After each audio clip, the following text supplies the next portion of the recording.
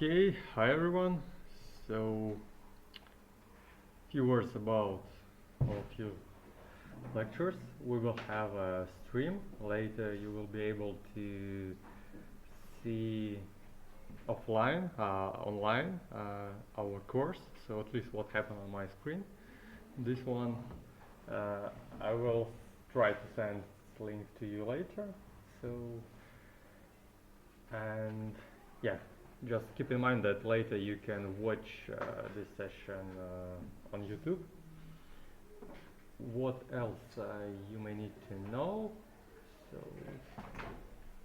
mainly so. Yeah, today we have for a plan starting work with Java, basic of Java.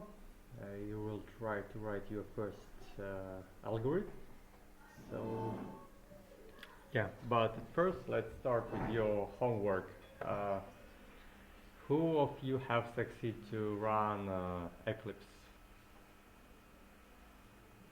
Okay, who have tried to run Eclipse? Okay, so who hasn't succeeded?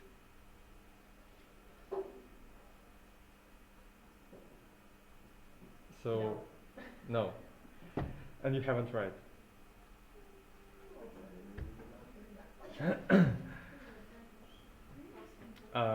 But I actually suggest to set up your local environment because it will not be enough with hours in our classes, because you will need practice and you will have some extra homework. It's not mandatory, it's actually for you, so just to get practice, so in order to feel more comfortable.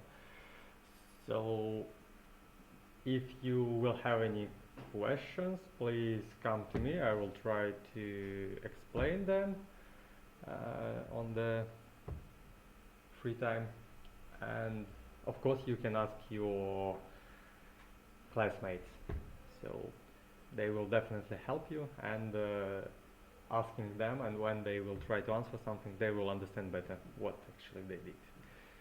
So yeah, any questions maybe regarding other tasks? So right now is the right time to ask them. If you have any questions, we can go through them. Okay, so then let's start. I have sent to you presentation of these lessons to our new channel in Slack, so feel free to join to what was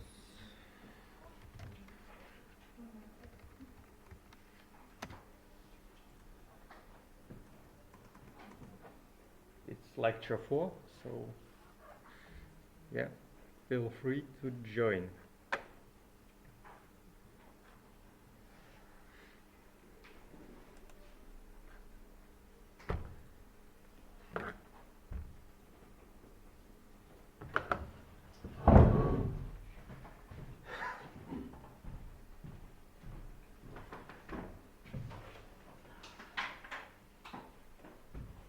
Is it okay?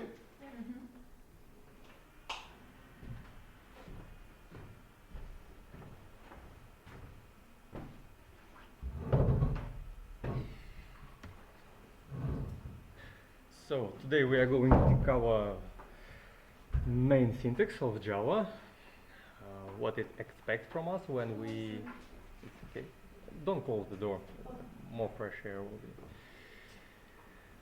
be... we will look through the main variables and some primitive types, and after that we will go to the most important part. It's control flow, like if, loops, cycles difference, which will allow to us to do some algorithms. And after that, we will take a look into arrays, its data structure, which we will use also during our lessons. Okay, so I have mentioned there the most important stuff which we will need to keep in mind. So, because especially on your first lessons, you will have a lot of syntax error. It's like missing brackets, incorrect name of class, violation of some Java rules. So what you need to keep in mind, Java is case sensitive. It is related to names of classes, methods, variables. So if you have named something with capital letter, you should later refer to it also with capital letter. I have mentioned before that the public class name should be same as Java file names. There is some exception that if class isn't public, it may differ. But for now, we will mainly use at this stage with public classes. So for now, it's a rule for you. Yeah. What actually is a class? We will cover it a bit later. For now, it's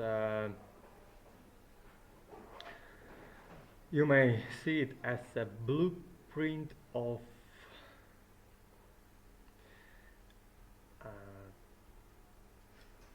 objects. So from class, we may create some objects with which we can work.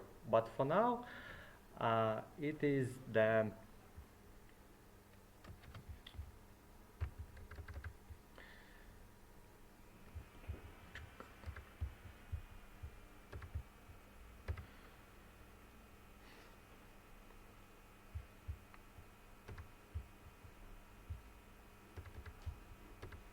what we need right now is that our application will be written inside the class.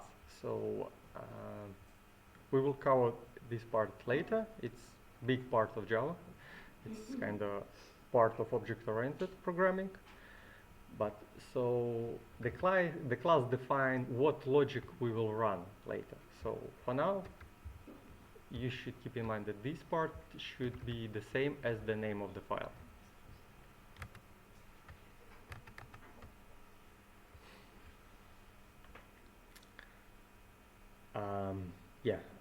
The next part is method names. We on previous lessons tried to do some experiments with methods. So, and the convention for naming method names should be in camel style. So first letter should be small and all words should be concatenated together, but the first letter should start from the biggest one. So like this one.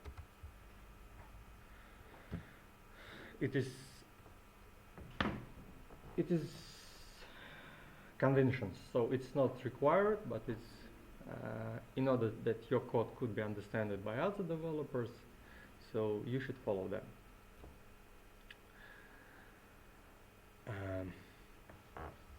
Yeah, and all Java applications starts from the method main, so it should have specific syntax like this. So, and it will be in any application. So, at first you will need to find it, and after that you may see how the application works. So, yeah.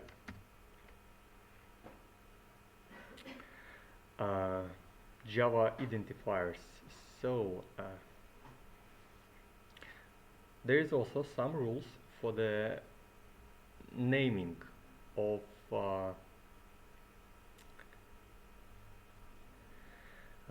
variables.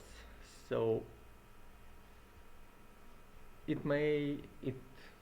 could start from the letters capital or small, and also from back symbol or underscore. So it's not often used to have underscore or back symbol as first one, but you may need to know that such possibility exists.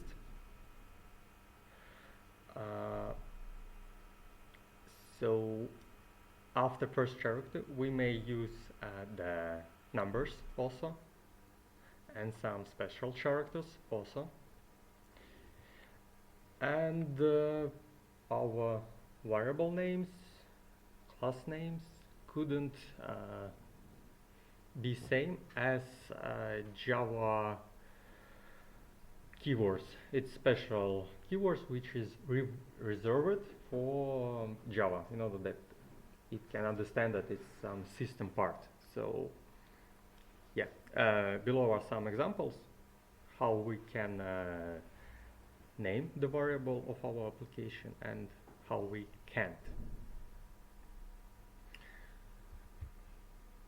So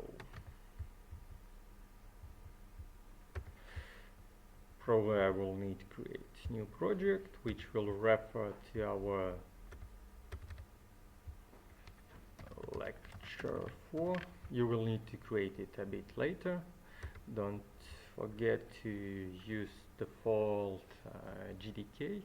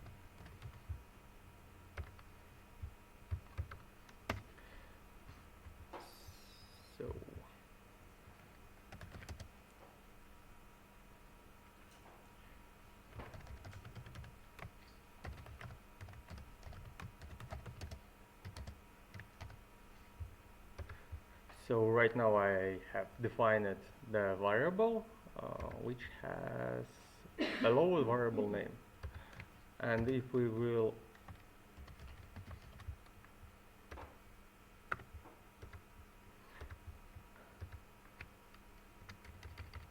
try to use some prohibited variable name, we will have the compilation error. It will be compilation error, but right now it's highlighted as syntax error. So yeah, again, keep in mind on red marks on your IDEA. Same is referred for the methods. It also couldn't have prohibited characters. Okay, there is some of Java keywords. You don't need to remember them right now. Probably you will get just later some syntax error, and you may understand where is the problem. So also you will find, if you will try to reuse some reserved word like if, it will be highlighted with special color differently than your variable. Okay, just for refresh your memory, so application is looking for the main method in public class. our code should be located inside the class, and some description. So for special words, what we have here, public, for now, what you need to know, it's available from the everywhere. Static means that you don't need to create instance of your class. Again, we will cover it later, but just that you could understand it. And void means that this method doesn't return any result. So actually there could be, usually method could return some results, like it could be some type, like integer or more complex data structure.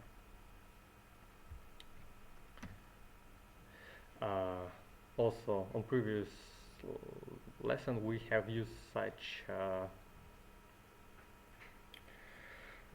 functionality which has allowed to us print out text into console.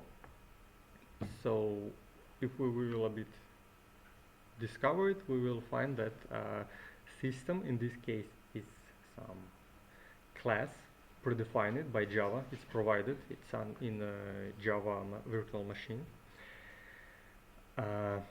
It holds some useful methods and other classes which allow to us do useful operations. So in our case we have used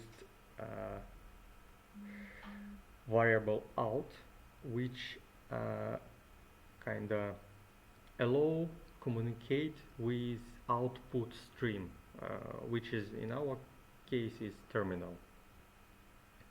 And println is just command which print a new line. So yeah.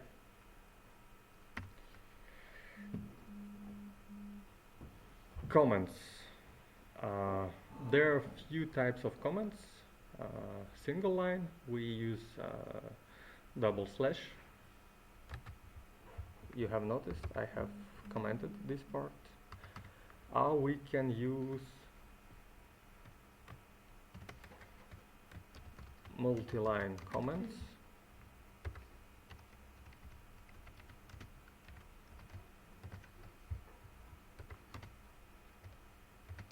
It will allow to us hide block of code. You may need to use it, for example, if you will do some experiment with your program and you don't want to remove some part of code, but got another idea, for example, you may just comment it out and start from the realizing your another idea. And there is documentation comments. It's not so popular, but yeah, you may know that you may use such syntax in order to prepare some documentation. But in this course you will not need to do this.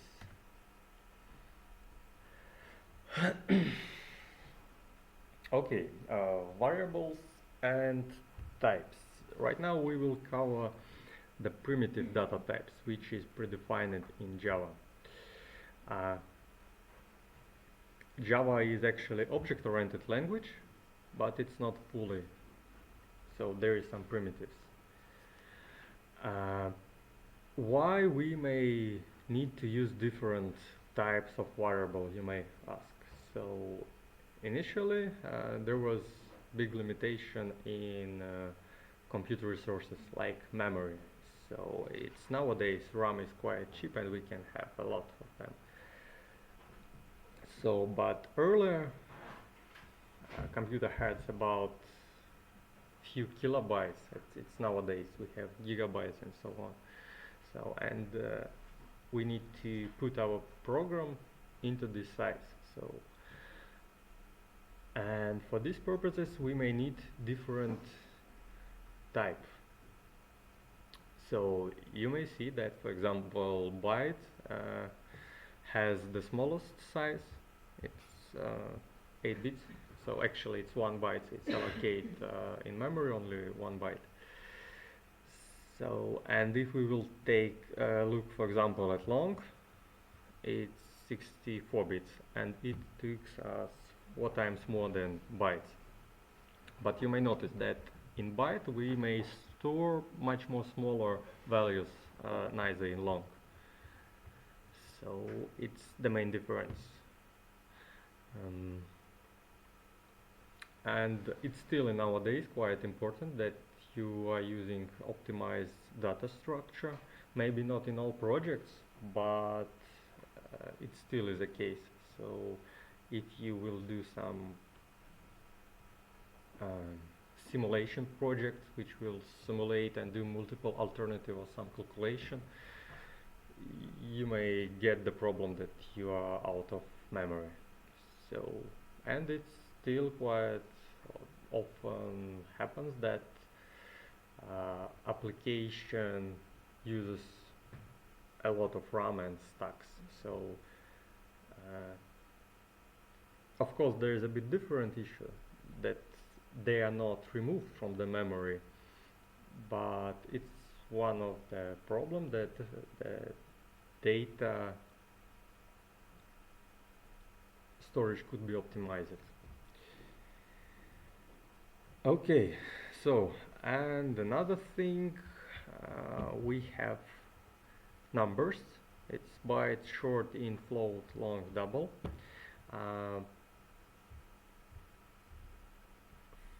So float and double is decimal numbers, so they are more precise, but again they are not appropriate for money calculation. It's out of topic for now, but just keep in mind that for storing money values in real projects you may need to use different data structure. Okay, and there is such primitive that data type as boolean, which stores true or false, and it's used in conditional statements, in if and so on. And also char is another type of data type.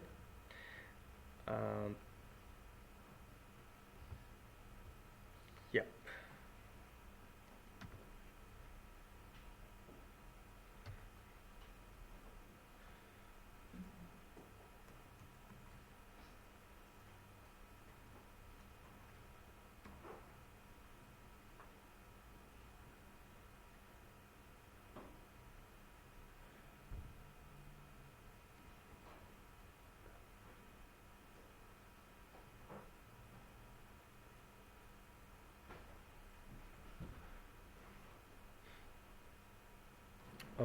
Okay. Let's go into variables.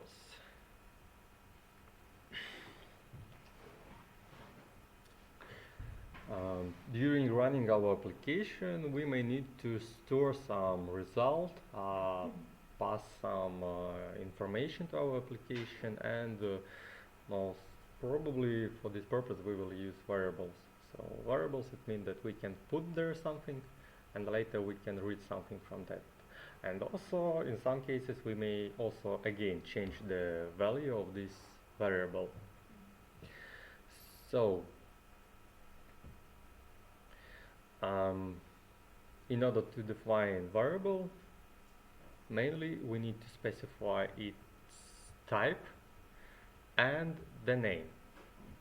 And also we may specify its value right on the same line or do this later. Okay, so let's see how we can define it. Some examples probably will be helpful.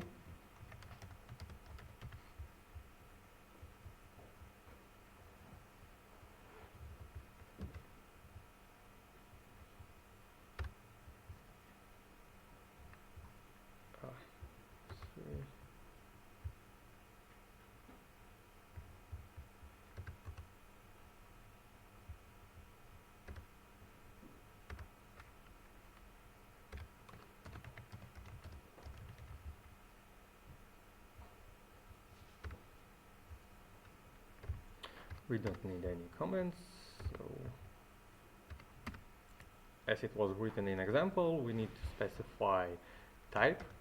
Let's take long and give some name. So good practice, as was mentioned before, it's use camel style. So, and the meaning of this variable should contain shouldn't contain information of the type of variable, but it should be something useful. So let's call it account balance. And we need to first, we may just declare the variable, so but not define the value, and we may do this on the next line later.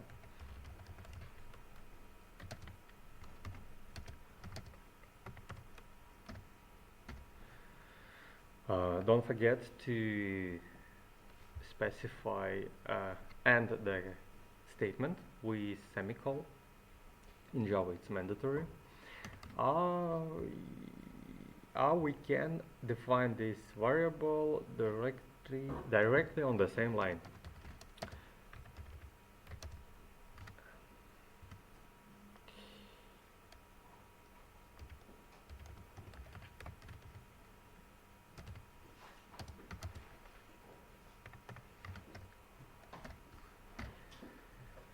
So, as you have noticed, I have added there also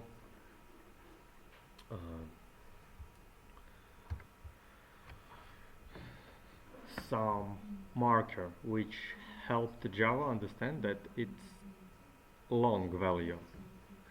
We have specified it's the same for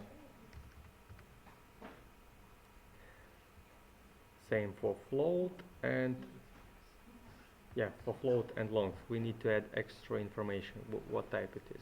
We will cover it a bit later.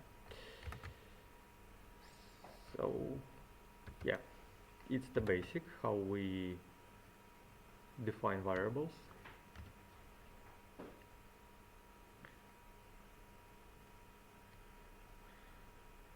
For what do you need the L further?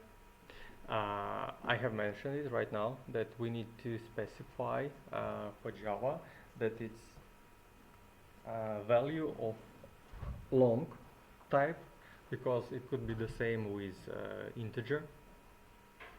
So every time I define a value for long, I need to add L to the end? And same for the float. And if I don't add the L, it will think that it's what? It will think that it is integer. But I defined it as long. So let's do it twice. No,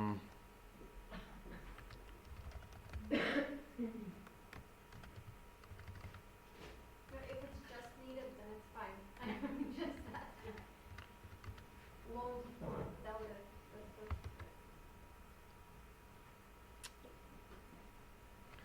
One moment, we'll remember this. So every time I define a new value, I have to think what to add to them. It's not mandatory in all times, but in special cases it is required.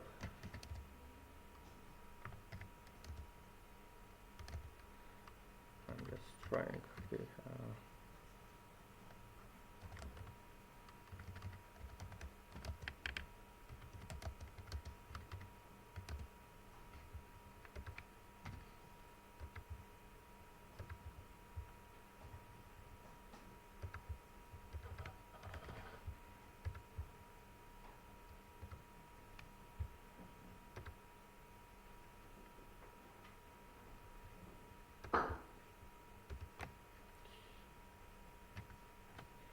okay, it's not the case right now.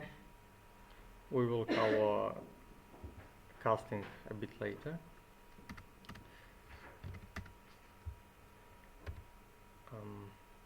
Okay, let's go further to the numbers. We already have tried to declare some numbers.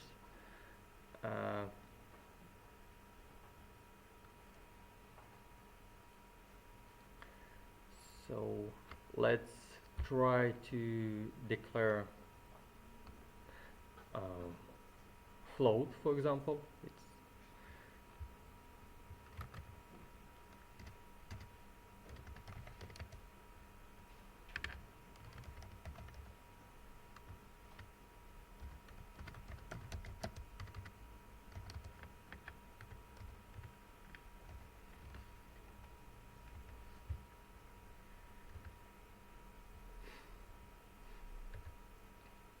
Okay, here we have type mismatch, because by default it's I have specified 3.3, and it's possible to be allocated into smaller size. So in our case,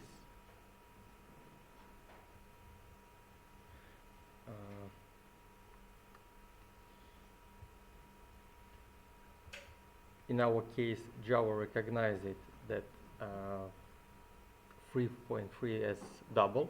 It's behavior of Java, and it's assumed that it is double. And in this case, we need to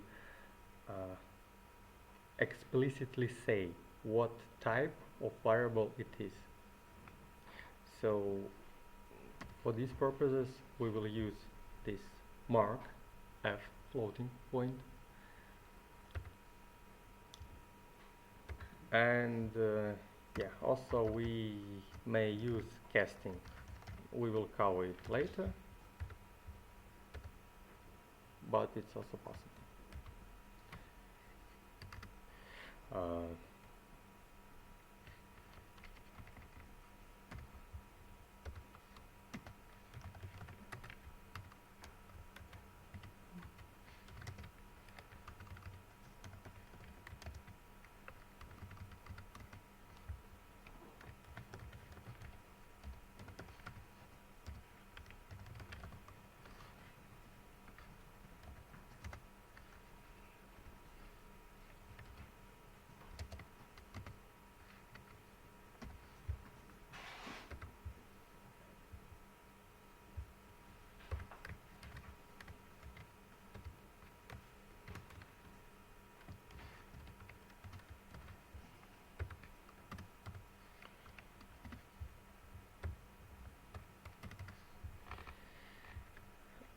Okay, one of the use case of variables, when, for example, at first we have defined it,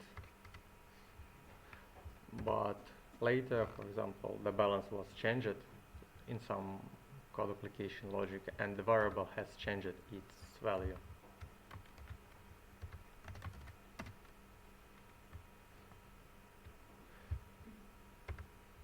So you may see how during the code execution the value has been changed. Okay.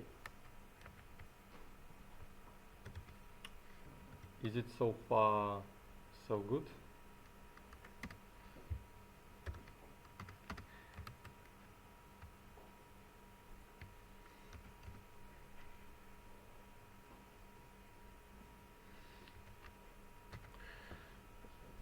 Most often during your work you will use int, long, and most probably double, but in some cases you, for example, may optimize the code execution and reduce the memory which it uses using some smaller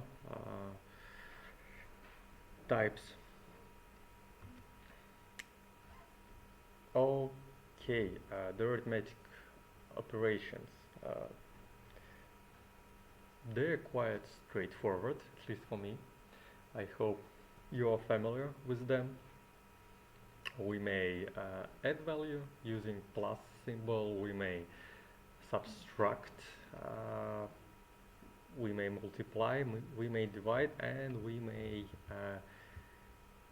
get the remainder. Probably it should be clear, so in high school it was covered. And also we may increase the value of variable by 1 using following statement. So let's have few examples just to make it clear.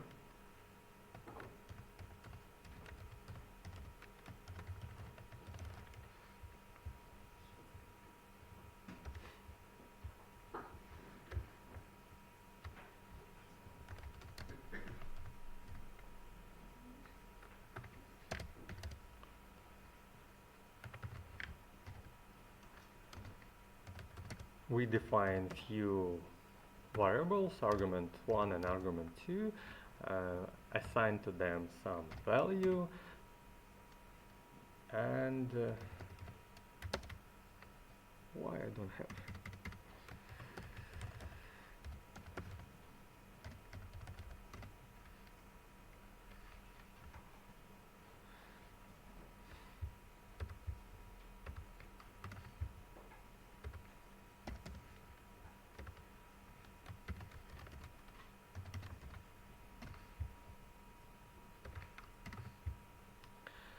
and we may do some math operation like sum. It will be argument 1 plus argument 2,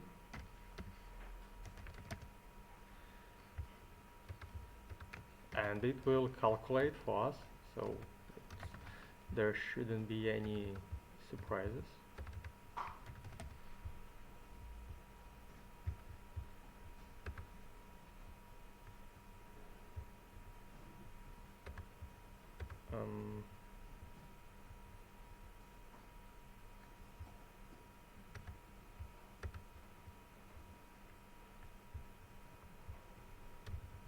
Oh, okay, here it is.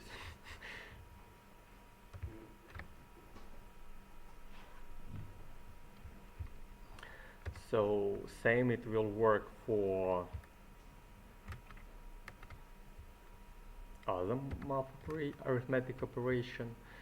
Let's maybe take a look into this modulus.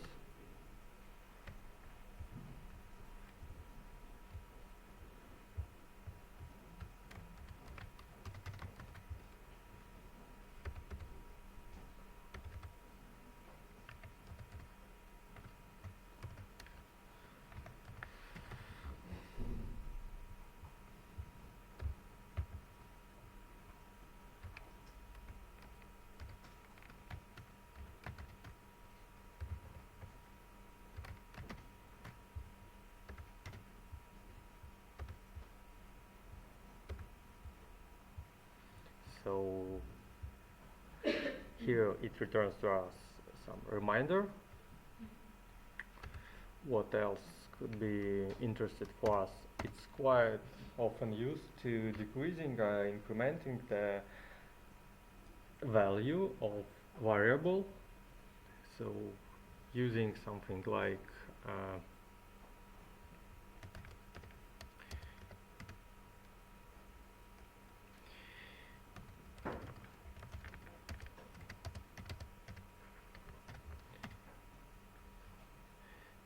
and calling on it operation like increment, it will increase it, but it will increase it on the second call to this operation.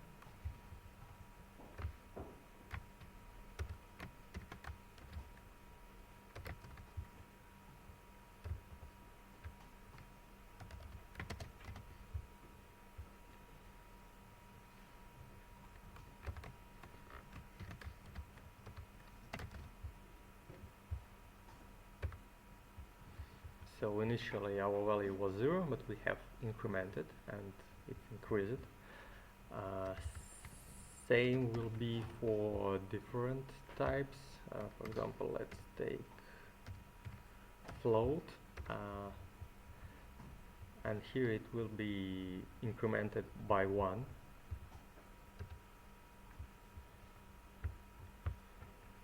So I'm sorry, is it possible in first one to write system out some argument 1 and argument 2, where we have to write first argument 1, then argument 2, then some, the green one.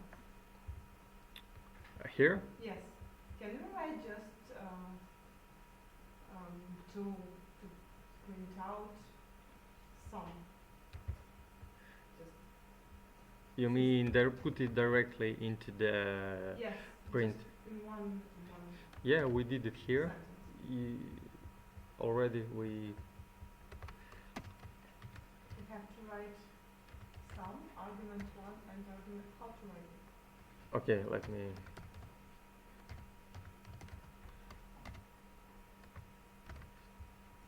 you mean like this? Without, yes, without the word some. Yeah, it was just for an example. There was something similar with modular operation.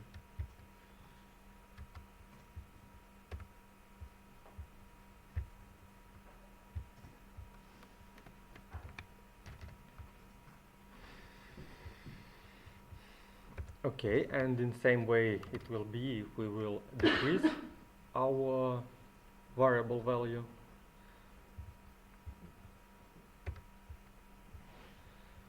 So yeah.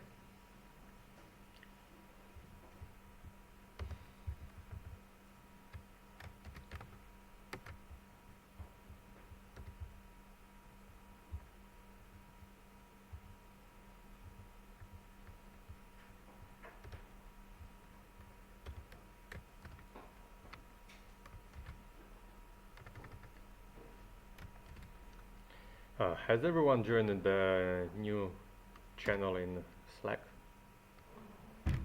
I just see 16 of you, but on previous one it was 19.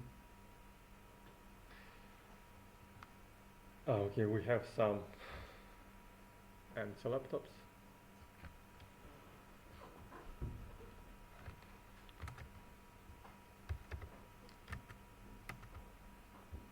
Okay, so far so good. Boolean operation.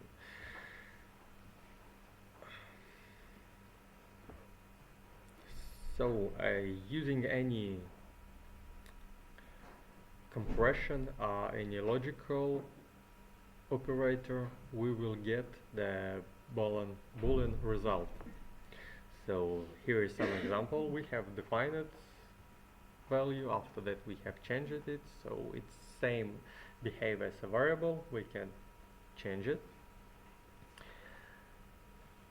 and later we will be able to use it in conditional statements like if, loops, and so on. So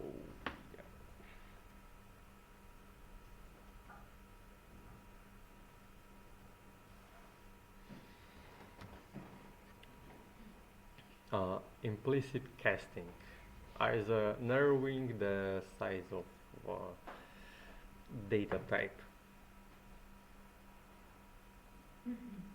Sorry, we may wider, we move the smaller data type to the bigger one, so we can easily put, for example, byte variable to integer. So because as you may remember from this picture, that 8 bits could be easily stored in more bigger data type like integer, which is 32 bits.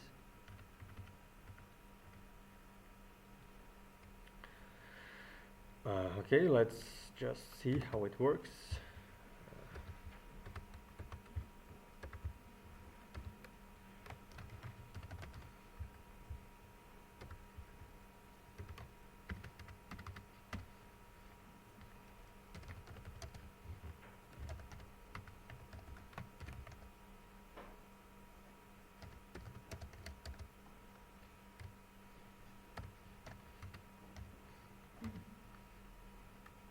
And for example,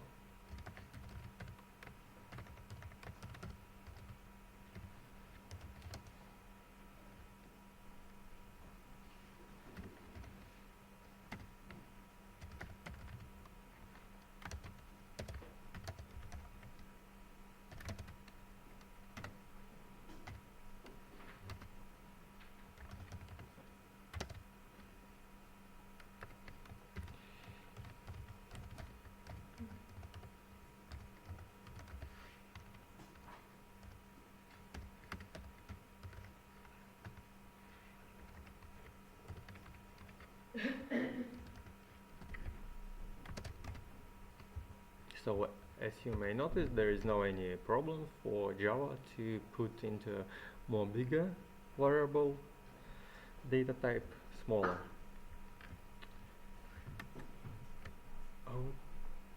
Okay.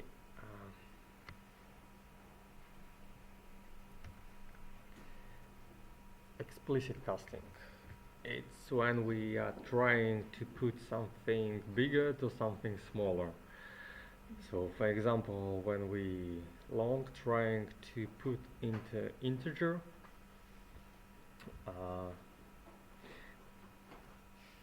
without any explicit specifications giving a hint to Java that we should narrow it, it will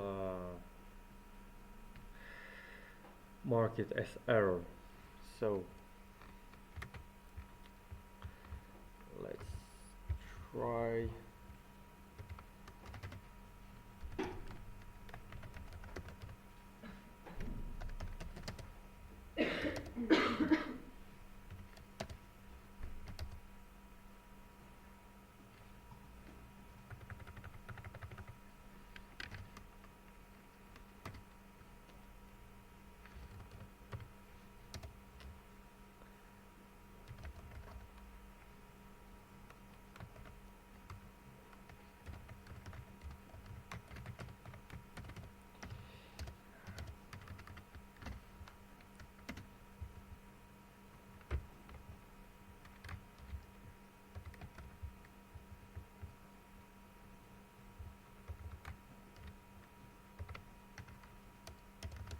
So right now it will not allow to us do this,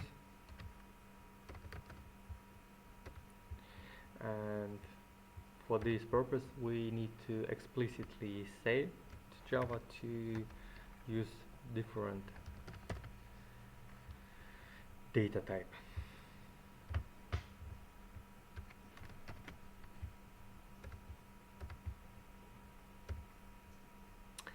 And what we got here, we got totally different value. It's because we tried to put much more bigger value into smaller one.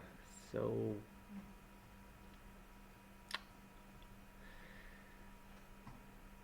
you will be able to dig into this at home.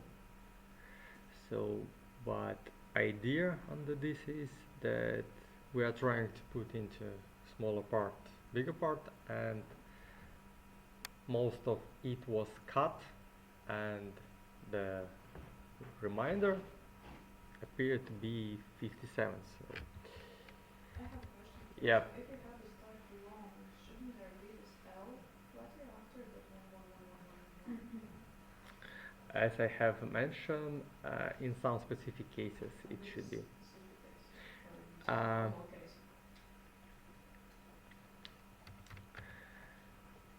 Let me check.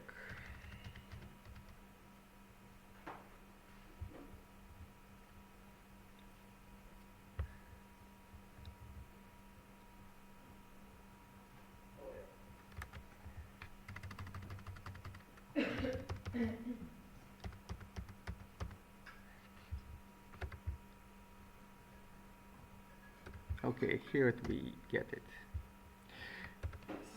So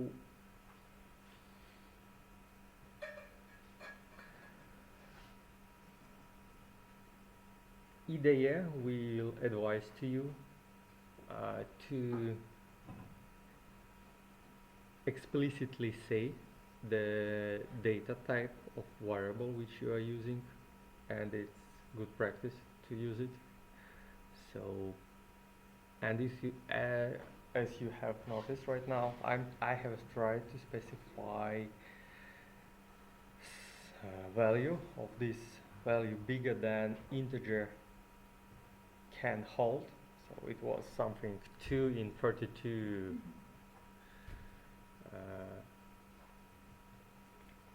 And it was Java wasn't able to put it inside, and therefore, but by default, it supposed that number which you write is integer, it's highlighted it.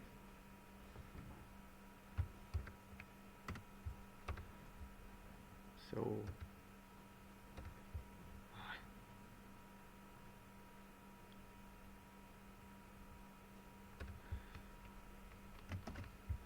but yeah, but for smaller values I may not to use this identifier. And again, smaller values will be put into a value which is in range, could be successfully put into smaller data type.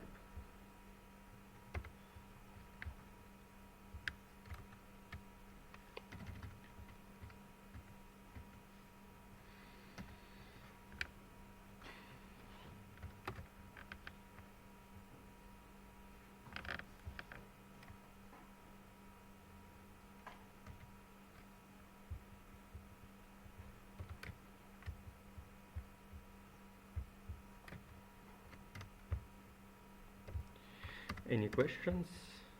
I have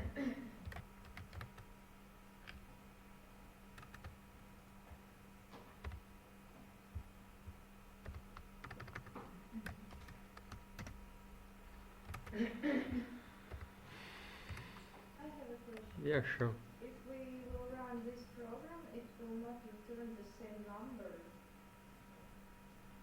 And why? And how does it?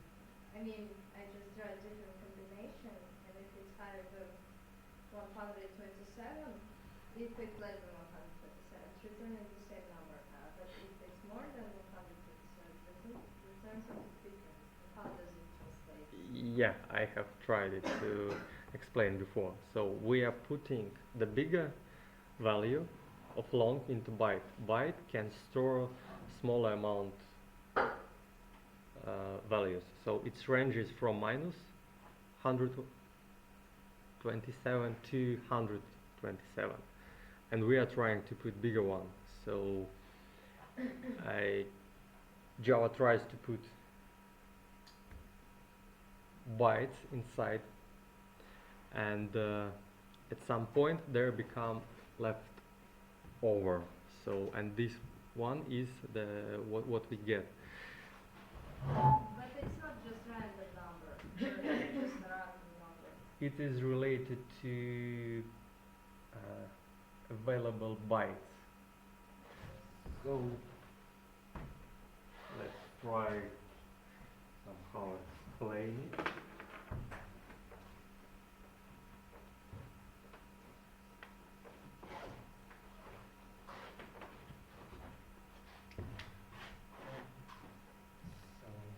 Let's assume we have some data structure which consists of 1, 2, 3, 4, 5, 6, 7, 8 from 8 bits. It's too small because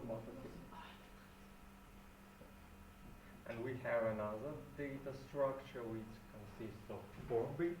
And we are trying to put it inside. As you may know, every value is represented in for computer as binary value 0, 1, 0, 1, 0, 1. So, for example,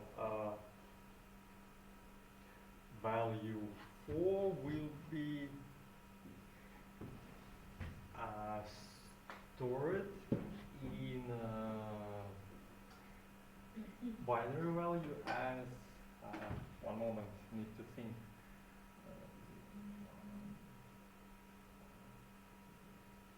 It should be something like that, and everything else is 0. So, and when we will try to put this value inside, it will work fine.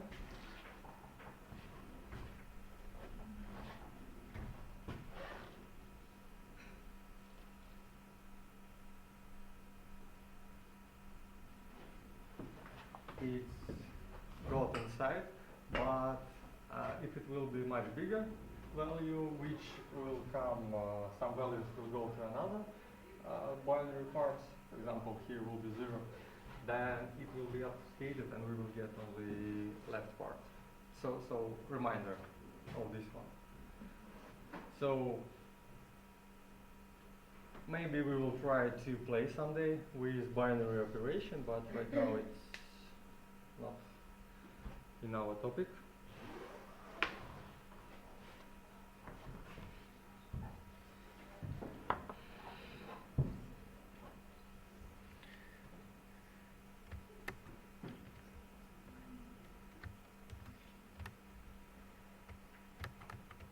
Okay, something else?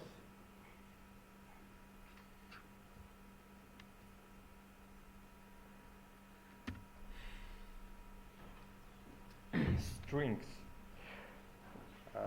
Strings isn't primitive data types, but for now we will need to cover some basic of it because we will print out some results in our console. It's actually it's printed out as a string, and we need to cover some its basics. How we can define the string. So if you may notice that the type is defined with capital letter. It's because the string is class, not a primitive.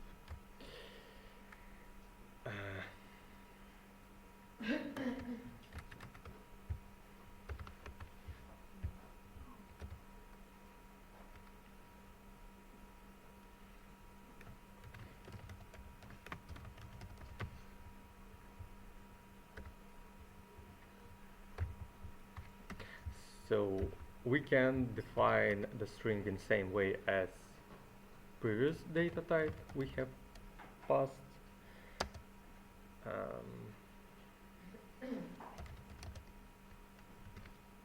We may declare it in one line and after that initialize it in another one.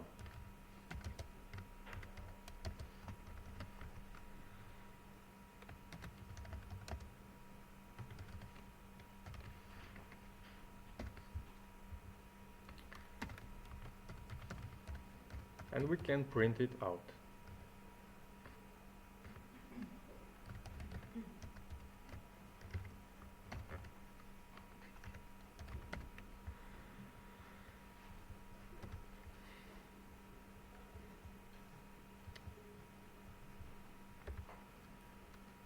We can, for example, declare it in a bit different way as object.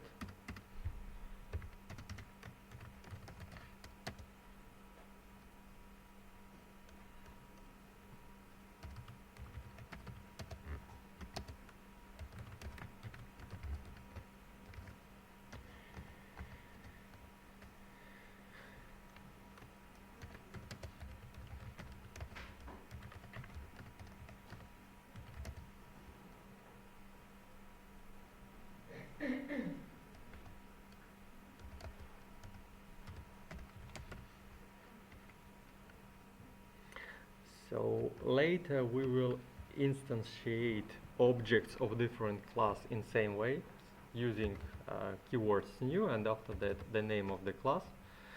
For now we are working only with string class and we can print it and in same way.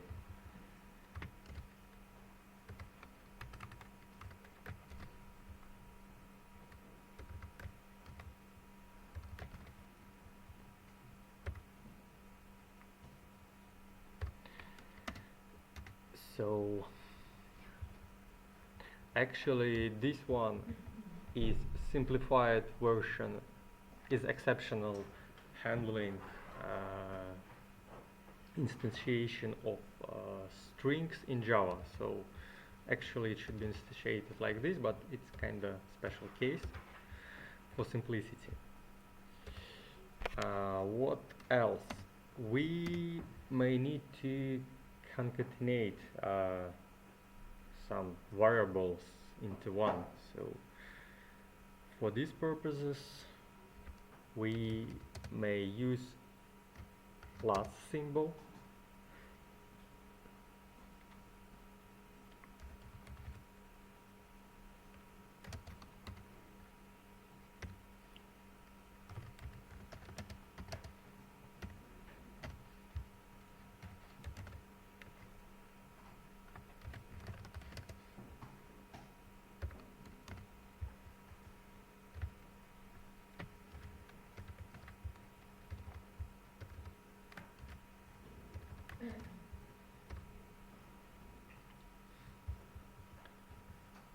So, and right now will be hello world, and after that will be the second message.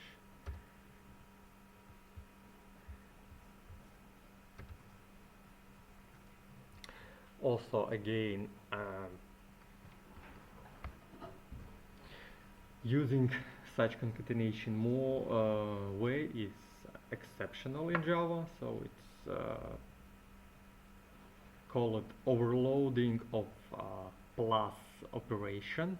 It's only for string, but it's okay for use such way, so it's common way.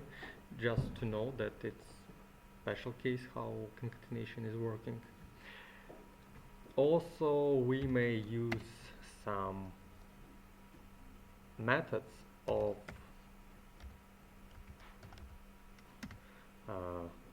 string class.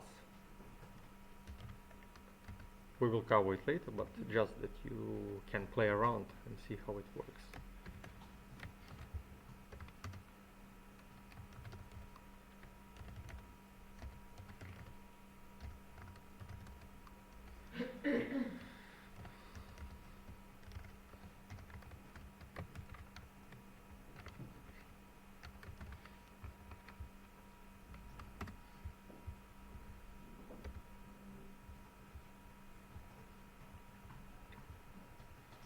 So it is more object-oriented way how to concatenate strings, but it's more convenient and simple one.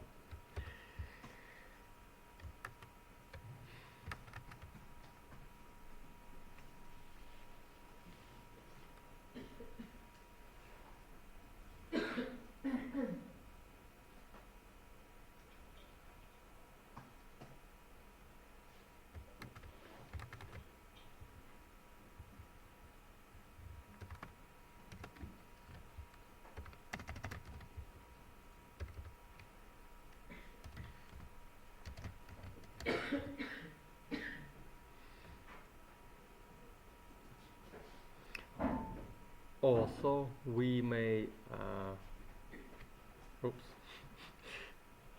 I forgot about time. We will end this, and I will give you to you some tasks, and we will have timeout. So we may concatenate the string with some primitives. So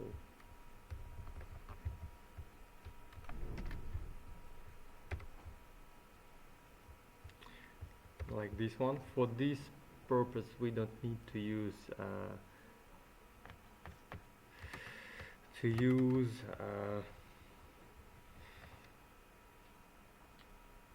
how they was named.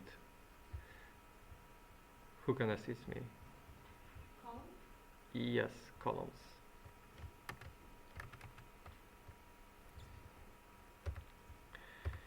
And yeah, mainly it's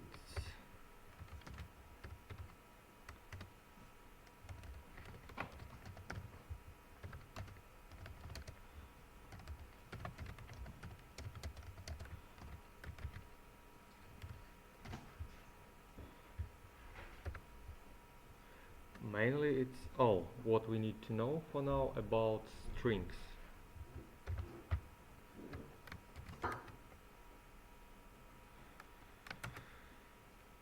Where we was.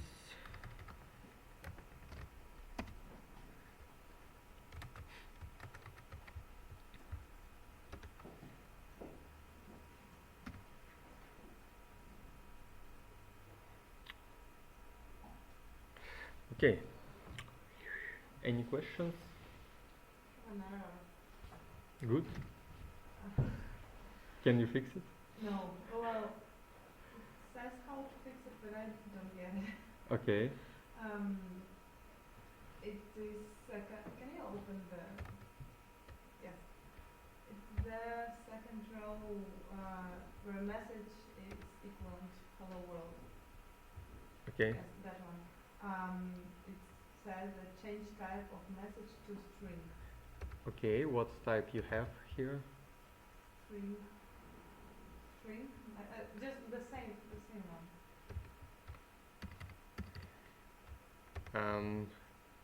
Is string started with capital letter? Yes. Okay. What is the name of your class?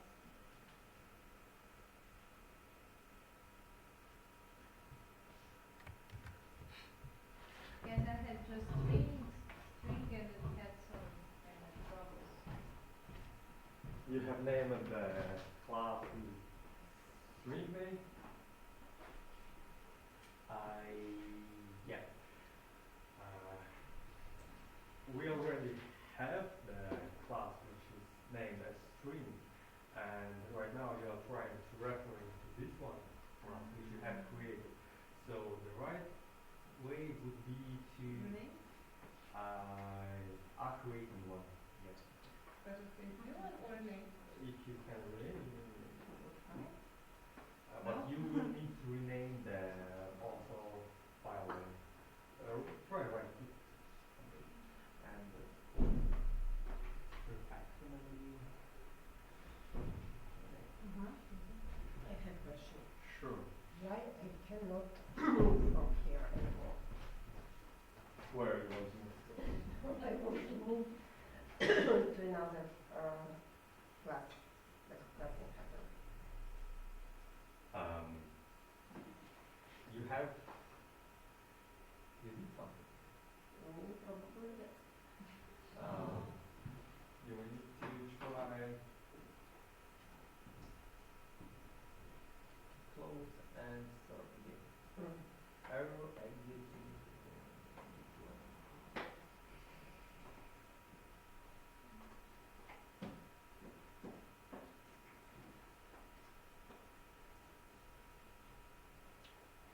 Okay, still nothing. Sorry. No. And Click OK. And then create from the scratch. Okay. Yeah. yeah, Okay. Maybe not. maybe not. You, workspace is where our IDE environment data is stored. So let's open it again. Close it. Okay. Open it.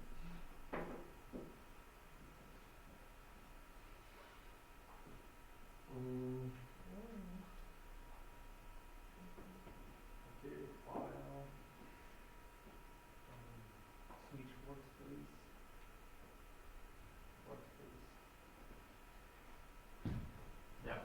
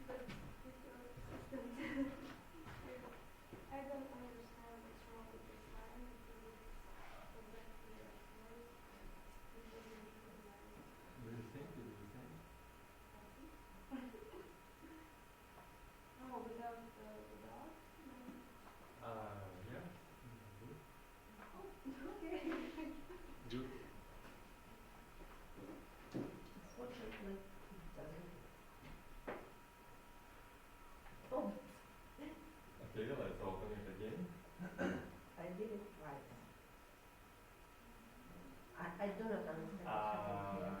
Call the cancel. Mhm. Restart the computer. Looks like it's still a process in background is and Just broke. How to switch to power go? Here? No. No. yeah, it was right place. Really? Yeah. Okay. Okay, let me explain the task for them of you who want to work this time, not to have any time break. Maybe some other questions. Okay, so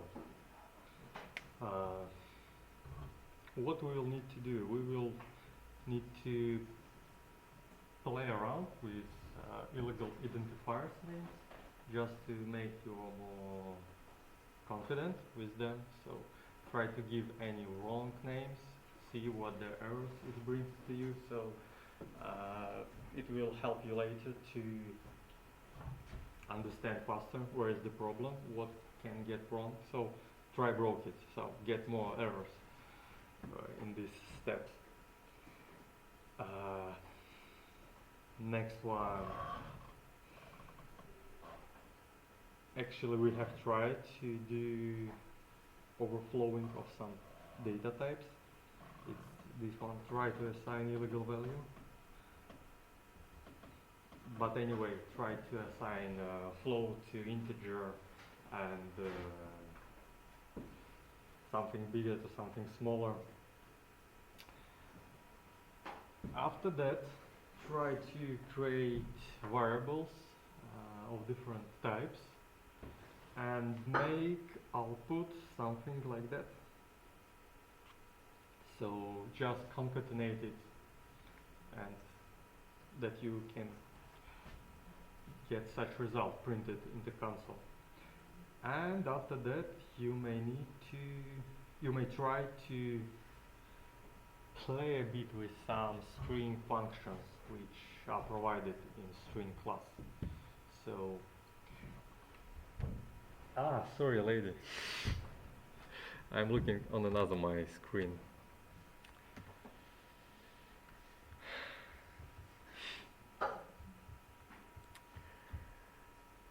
Okay, so just give some wrong illegal names to practice with error messages which you can get. Try to assign unsupposed data types to some variable, like float to byte, double to float, and create different types of variables like character. We haven't covered it, but you may try. And concatenate it into such string so that you can print it out. And after that, do some investigation of few methods of string class like length and chart at. Okay, let's have time break until 8, and after another 10-15 minutes we'll check this task. Okay, you have question about environment, yeah? Yeah, can I show you the... Yeah, you can come, I will show. Does anyone else has any problem with the environment?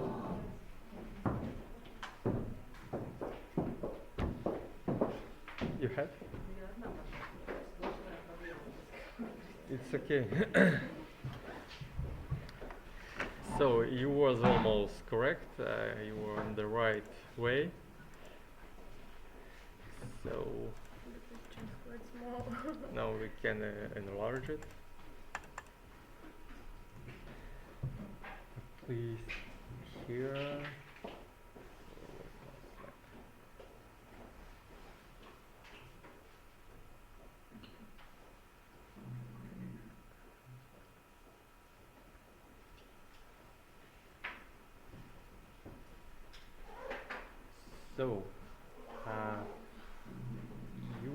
on the right way, you need to click path, and here would be a lot of options.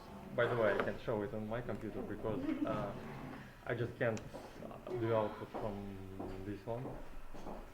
I did the system environment variables. I see that you have succeeded to open it. Yeah.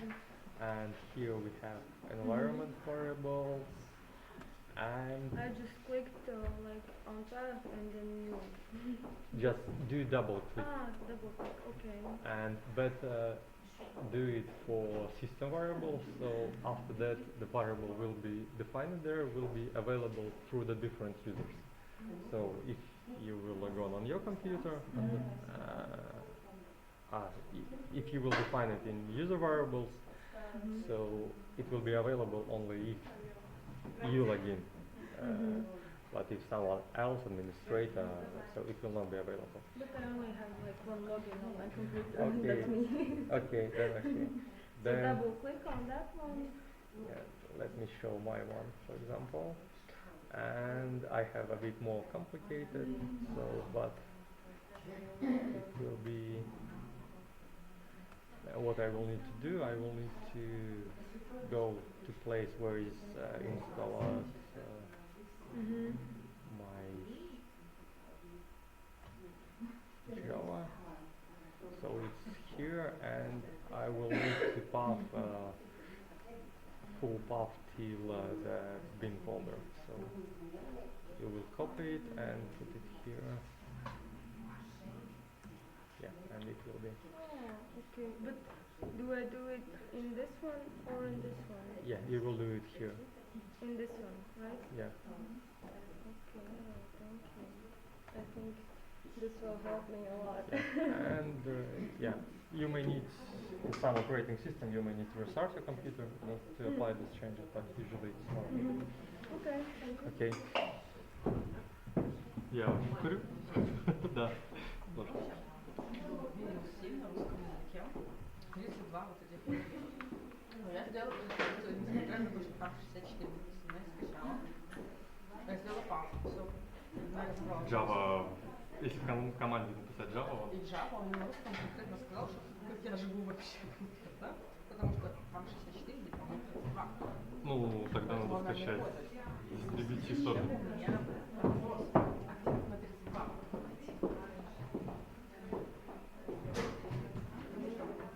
Ну, давай. Google OpenJDK.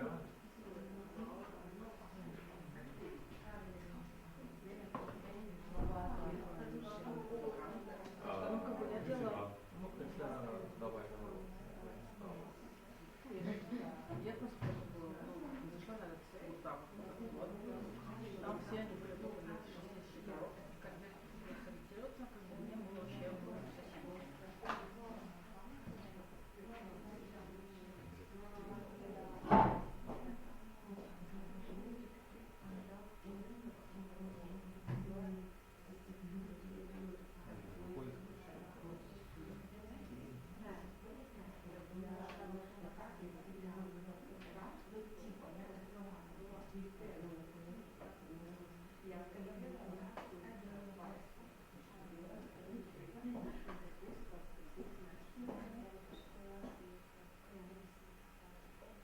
Ну, будет какая-то ишь,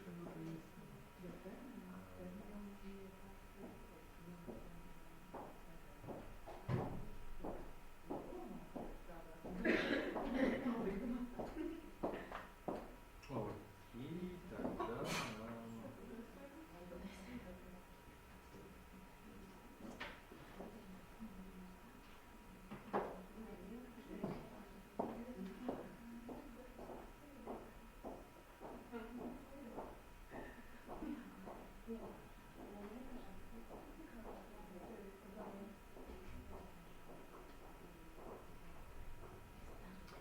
тогда мы будем качать 40, и скорее всего это будет Java 8 мая, там, в принципе, все равно.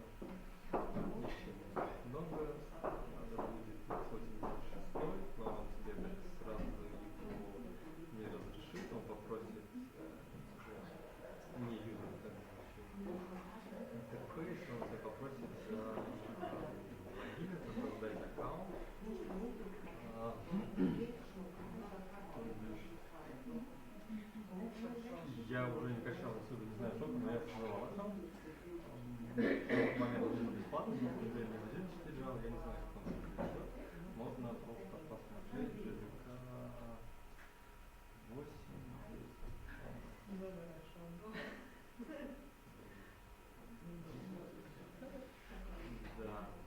Ну, он ведет нас на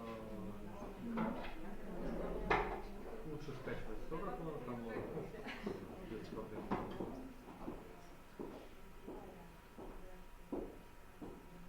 Ну, надо будет пройти этап регистрации аккаунта, ну, там.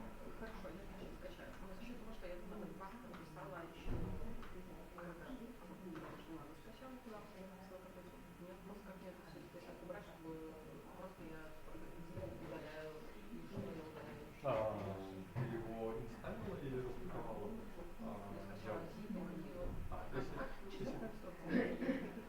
Окей, тогда также удаляешь, ну, вот папочку удаляешь и из папы удаляешь. Только из папы только удаляешь то, что ты добавила. Там еще куча других всяких путей. Вначале. Так, что там еще? Я вижу, как реально, то есть сейчас я просто должна то, что я так написала, допустим, Java, просто ничего отправить, если вот как говорить, все, не будет такого, что у меня будет Java старая и Java сейчас. Ну, у меня вообще там Java стоит, как бы проблем не должно быть. Просто папе надо указать конкретно, который используется. Я уже объяснял, что такое пап. Как бы. Если я, да, я смотрела, я даже и задание. Там написано по презентации, что мы можем написать название файла Lecture4. Я его просто скопировала, но я нажимаю класс, я выбираю, вот здесь пишу это название. Как бы я все создавала, сейчас он пишет бесконечно.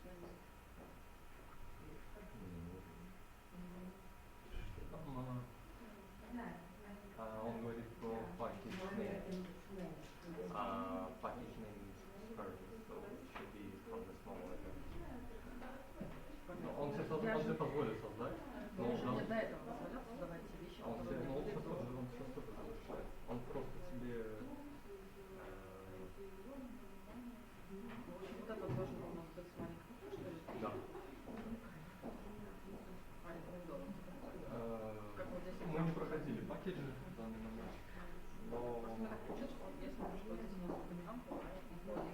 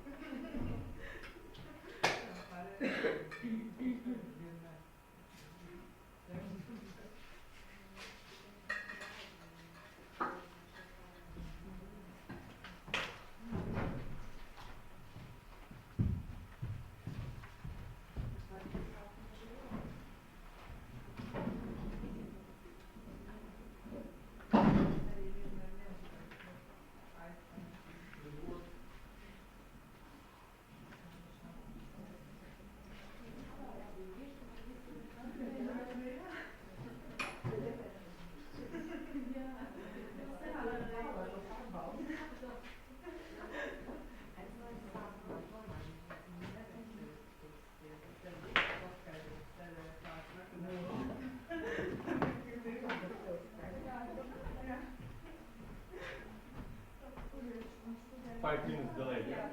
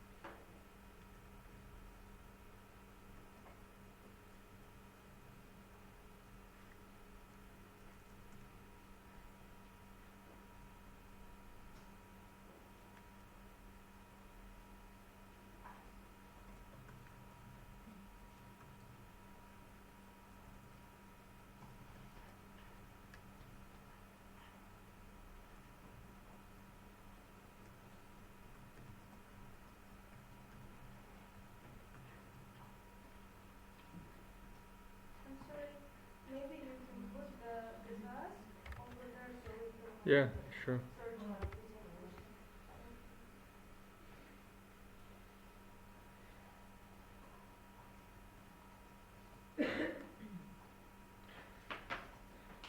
Maybe some of you can share your most interesting errors which you got during the field name creation, class name.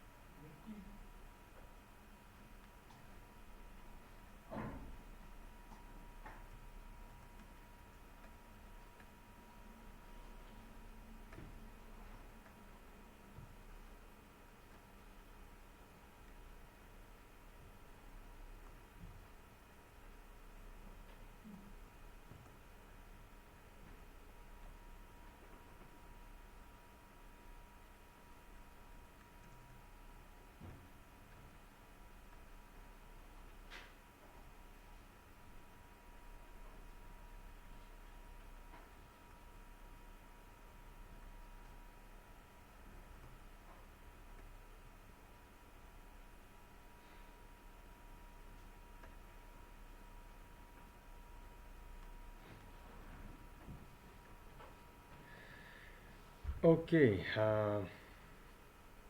looks like you are too quiet.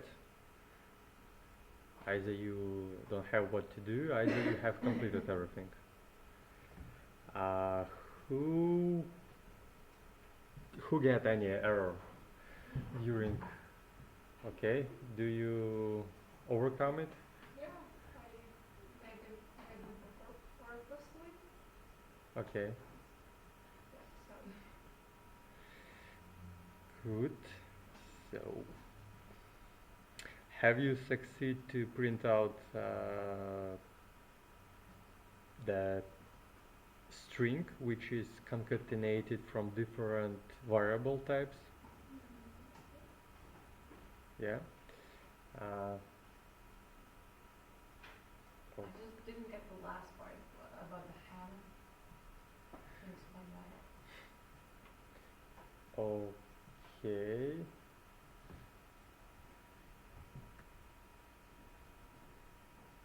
We'll get there.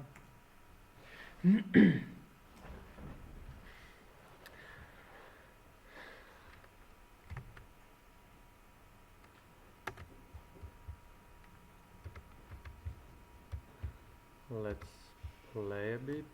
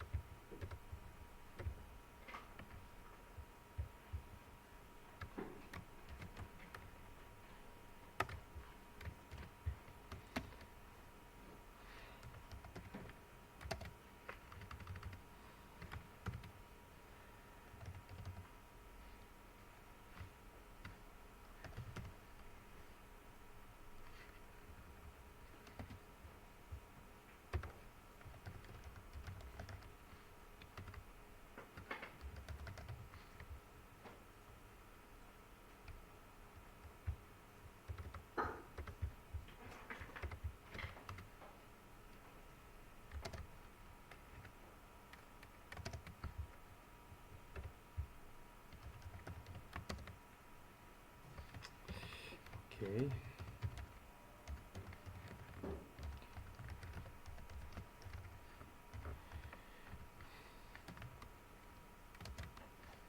So far so good. We just print it out. And what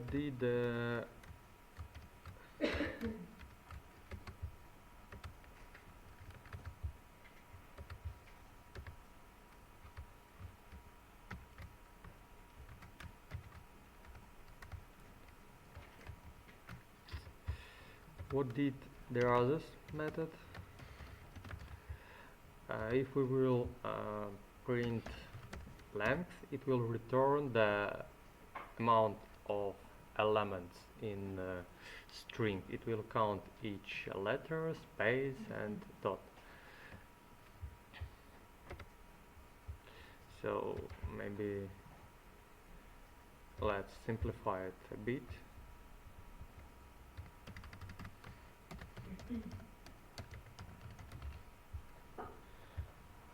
So in order to make it more obvious, so if we will count the amount of symbols, characters, it will return their amount.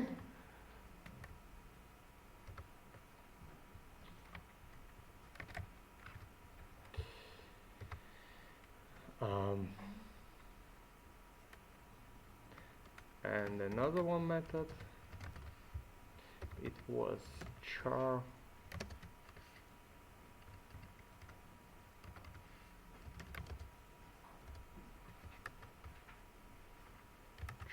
at.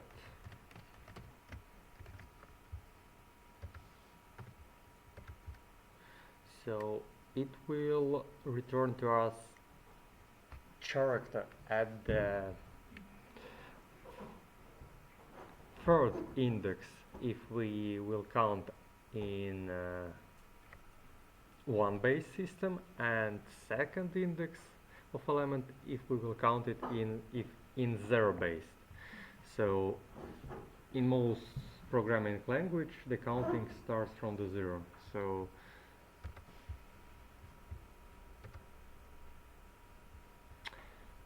yeah.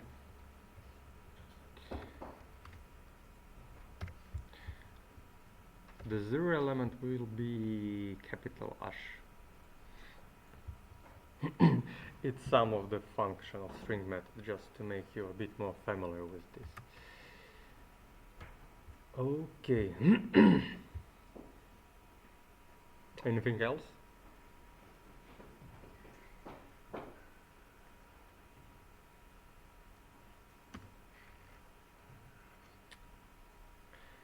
Okay, conditions. It's the main part of any algorithm where you need to introduce some logical flow of your application. And first thing with which we will get familiar, it is if statement. It looks like this. So it's receive Boolean value. So, but Boolean value is represented by some condition. So also we may use some different Boolean operations like this one. So they could be used in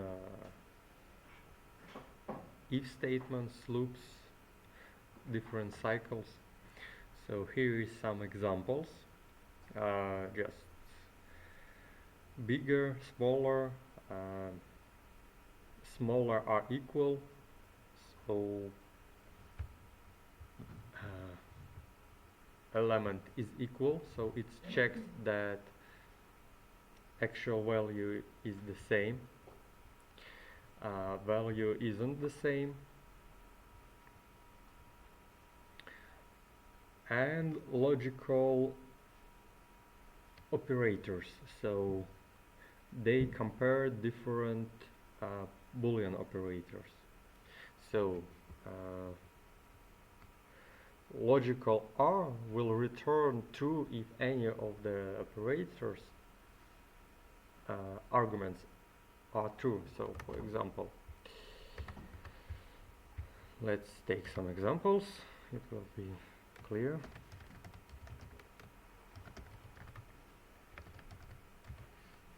Maybe just operators.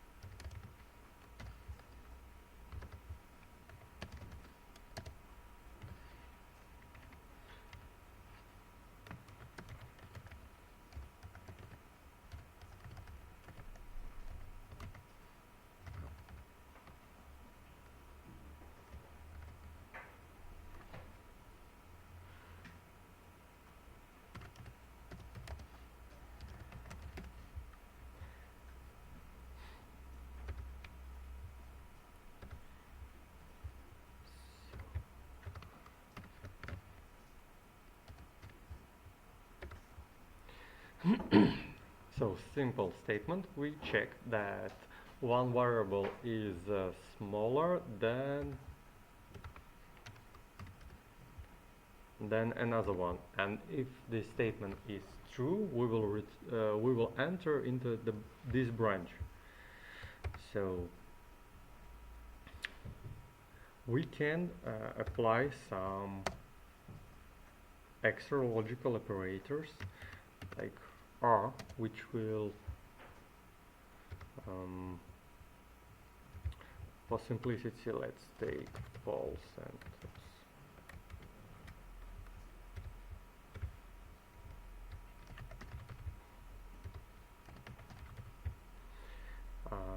if in such case where both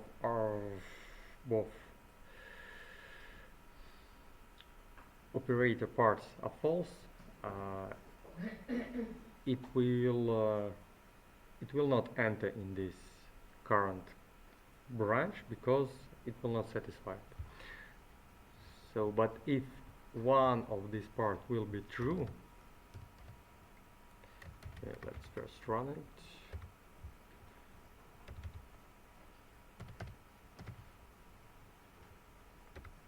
Either left, either right, we will enter it. So, and of course, this Boolean expression could be more complex, not either true or false. It could be something more complicated, like is A less than B. So in such way it will be interpreted like false or true, and we will still enter it. So the idea is following.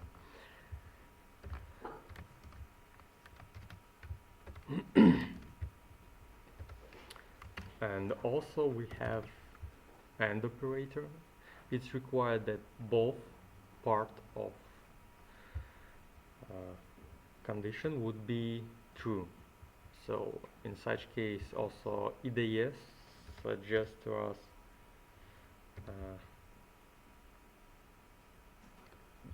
that this condition will not be never executed because first element is false. So we need that left and right part would be true.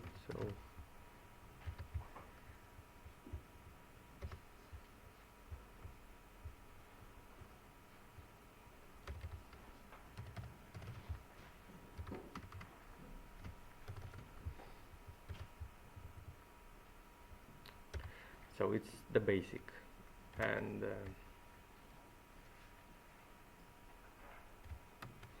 also there is logical not, which will reverse the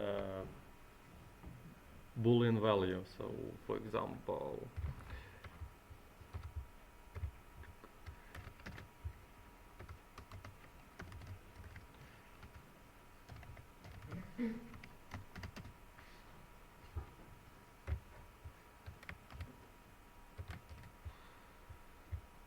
right now we will not enter it because it's false, but if we will reverse it, we will be inside. And again, false, instead of false we can use more complicated statement.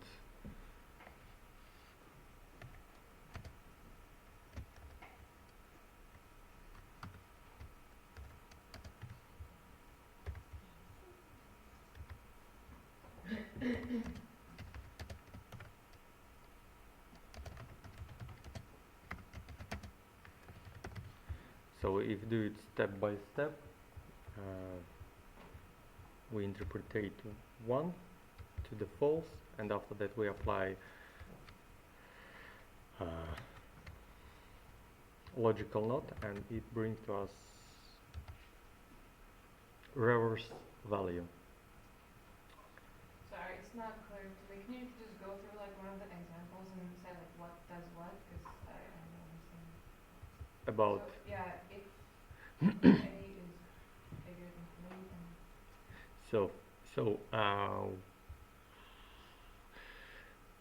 okay, we evaluate one by one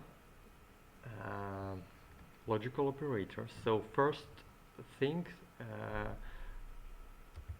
is calculated what is inside brackets,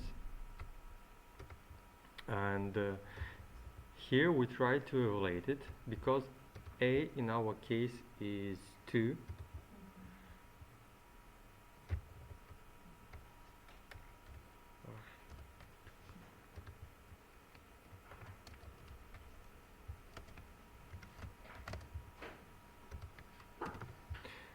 We simplify it, so 2 in our case isn't bigger than 3, so it is simplified like this, logical not and false, and we again calculate it, and we reverse the value of Boolean using this logical operator, and we get true. I don't understand. What does the exclamation point do? It's logical not. It's reverse the value of Boolean. Okay. It's good that you have questions. I will try to be more specific.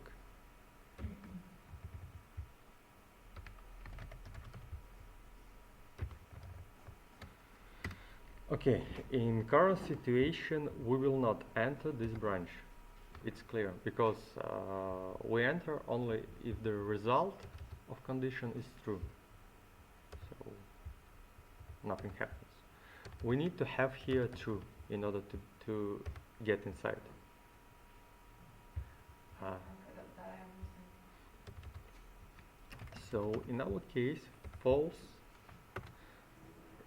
do reverse of its value of false.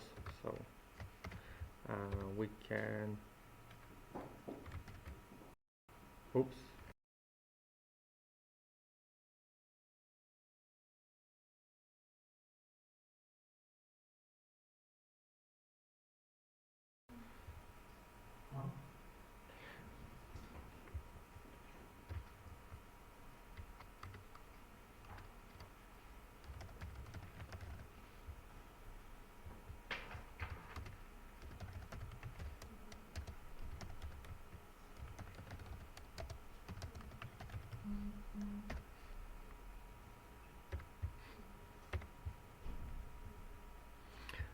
While condition is true, we will not enter the positive scenario. So if using exclamation mark, we are applying logical not operation, which reverse value of boolean. So we may try to use to print it out.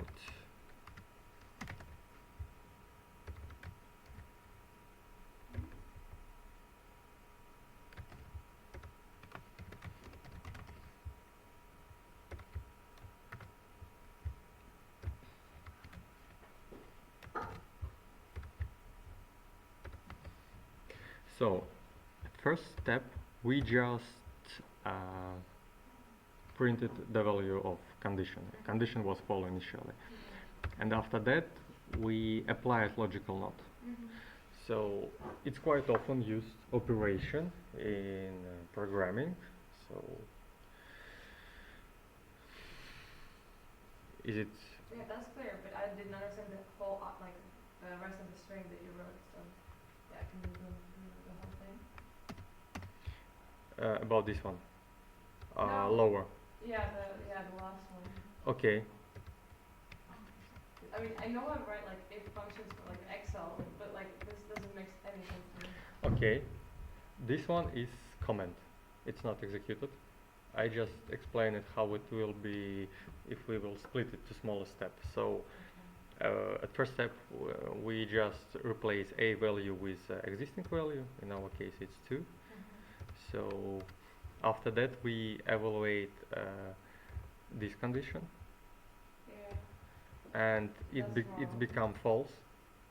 And after that we apply logical not operator, and it's bring us true. So true get inside if condition. And because it's if, we enter this branch and do the code which is inside. In our case, we just print out. Okay. And why do we do it like that? What exactly? It seems just very like Complicated. Yeah. I don't get the point of doing that. Maybe. Doing logical not? Yeah. Yeah, in this What case. is it for?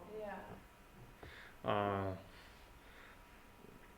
In many cases, for example, some information which will come to you from third parties, third class or something like that.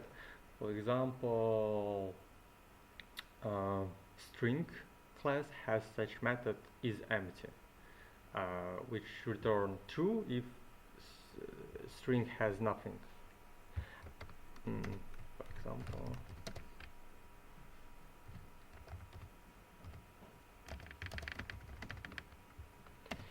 and if it's empty, we want, for example, populate it. No, for example, it depends on context in which we are working. So, for example, print out string only if it's not empty. You don't have method is not empty. So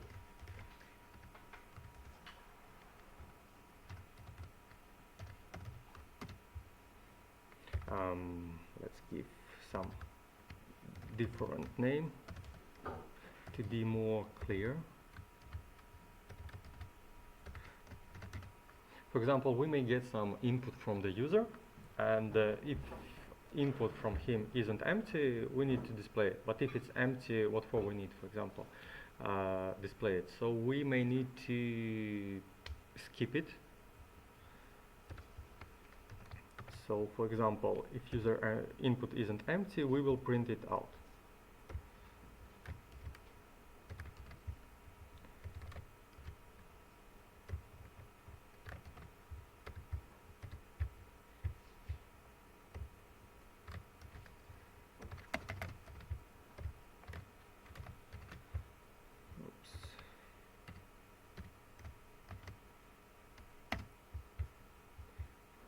So it's kind of business requirements. Don't show empty strings for something. And of course you can, so let's run it. Yeah, we get something. It's not needed. We get nothing, but for example, when we will enter something,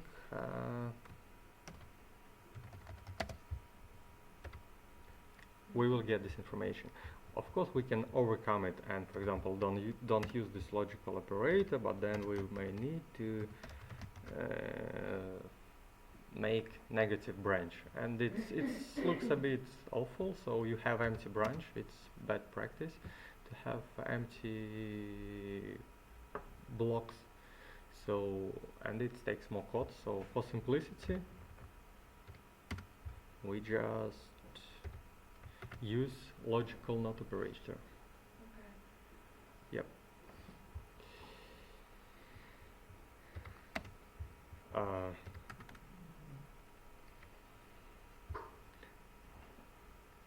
Do you get how works comments? I just use quite a lot them. So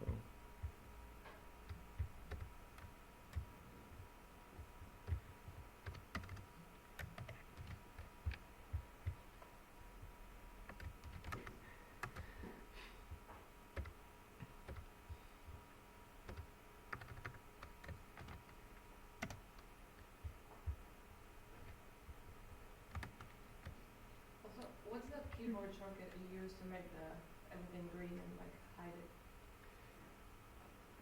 one moment, need to check. Huh?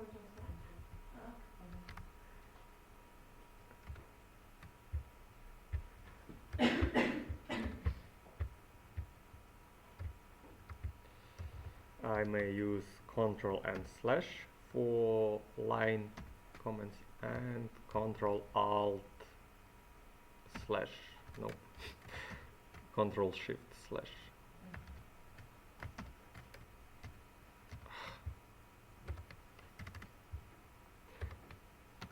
So usually IDE has quite powerful shortcut layouts which you must use, but probably later. If you want to find something, feel free to Google, and yeah, later I will send some link. Okay.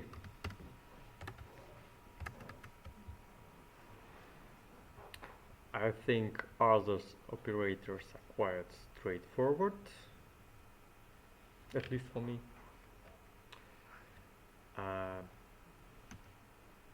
Let's go further. We have such statement like if then. Usually we need to do some branching in our logical operation. So for example, if user hasn't entered any input, string from him is empty, we need to ask him to enter it, for example. And for these purposes we use else block. So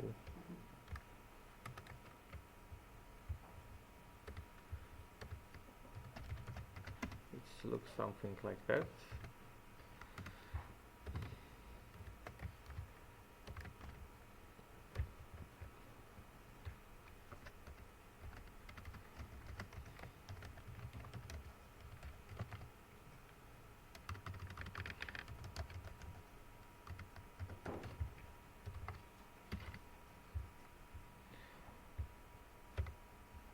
example, we get input from user empty, and we then check. We still need an explanation mark. Just for Logical not operator. Yeah. So idea is to, if user has passed something, we just print it out. If not, we ask to enter something. So, you try the exclamation mark we need to use when else is nothing? You mean, yeah, we can swap the statement. So you mean about this one? Yes. Yeah, we can do this. So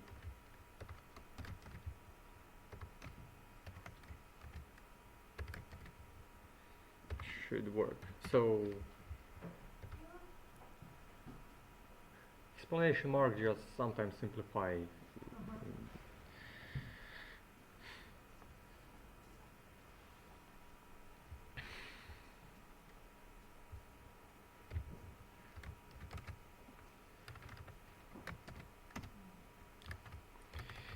Okay, what we made.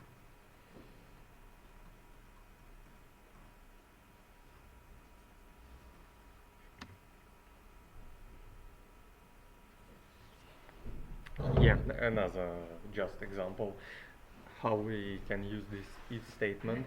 So we can define the max allowed speed for vehicles in town and outside.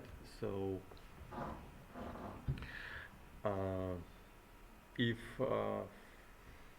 we are inside town, then allowed speed is 50 kilometers, but outside is 90.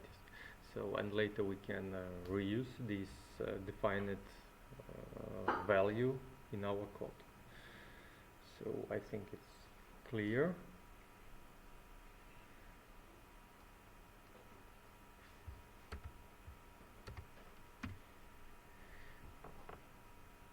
And also we can do multi-branching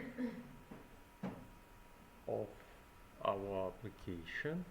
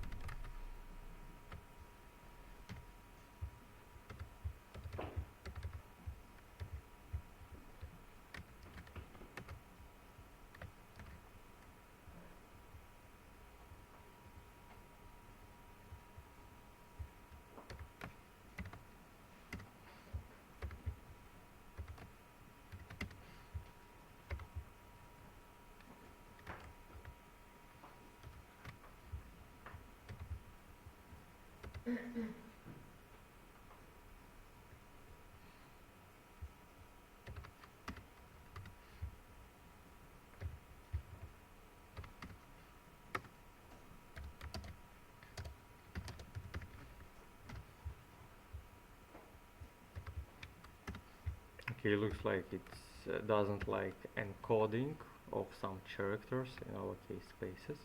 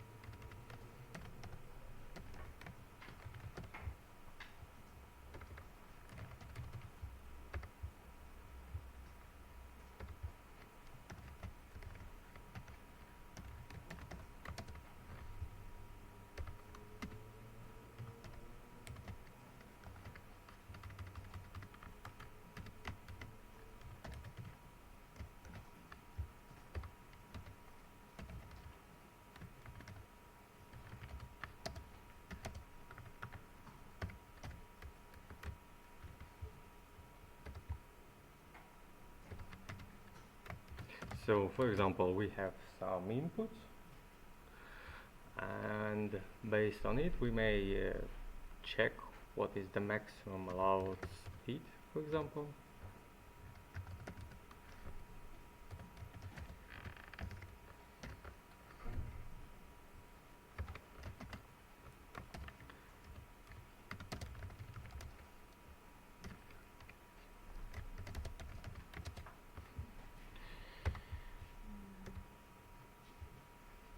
So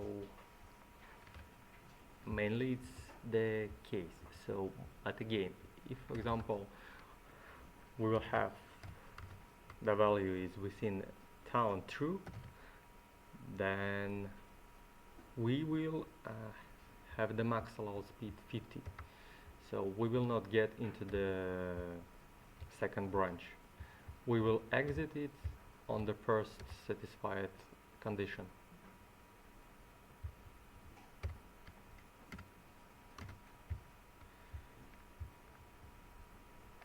So, and if both of them will not satisfy,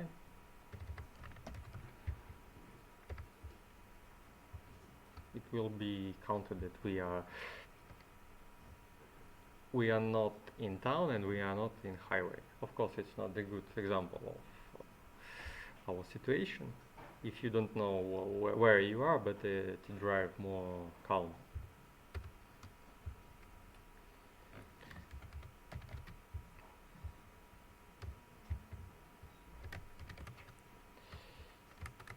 Okay.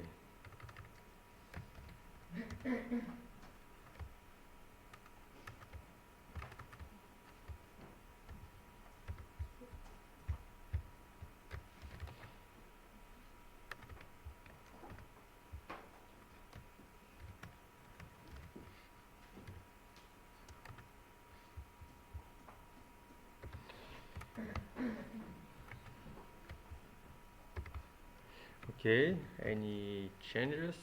Any questions? What we may need to cover?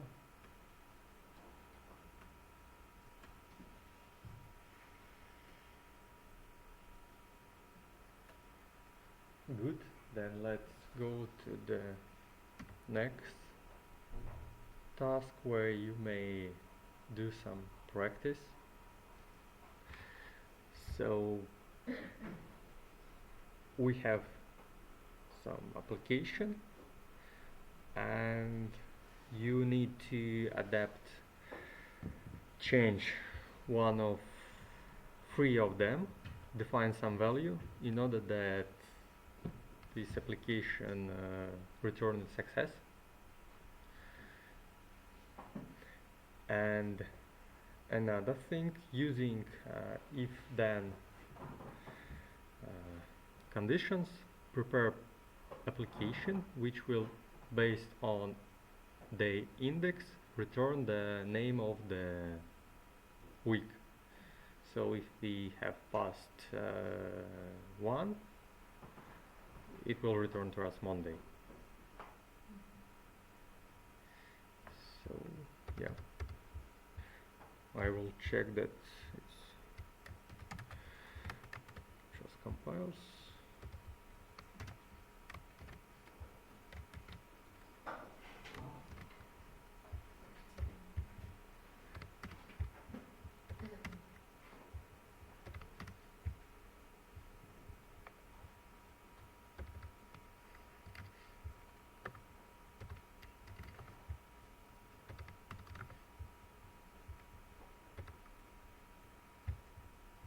Yeah, it should work. So you just need to adapt the values in order to get a bit more familiar with Boolean conditions.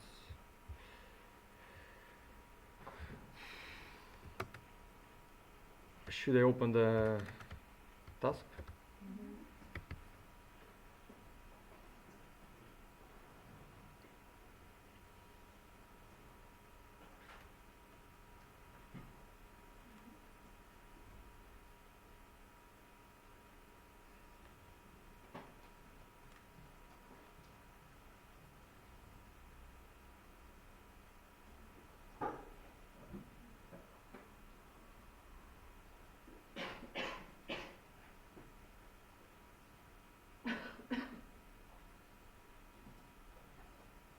Should I close the window?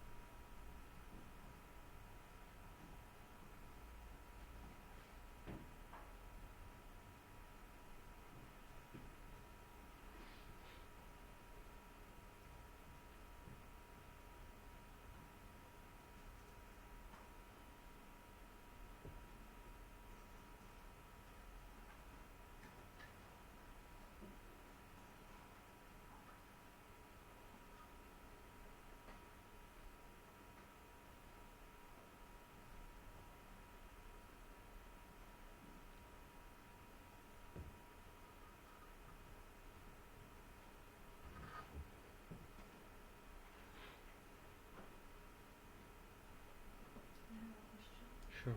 How can I do the second one? About the week. Okay. So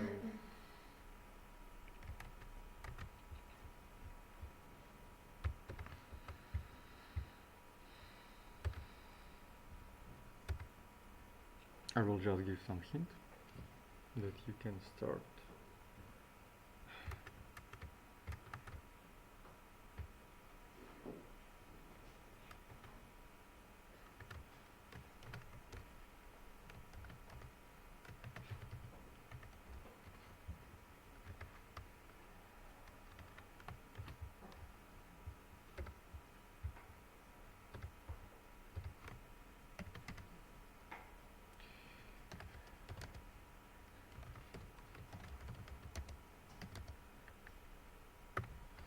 So let's assume we have some day index which is configured, and for example we may predefine it. Oops.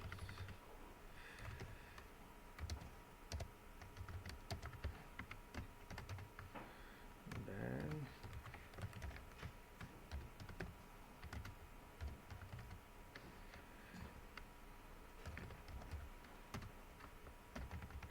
write some logic, then we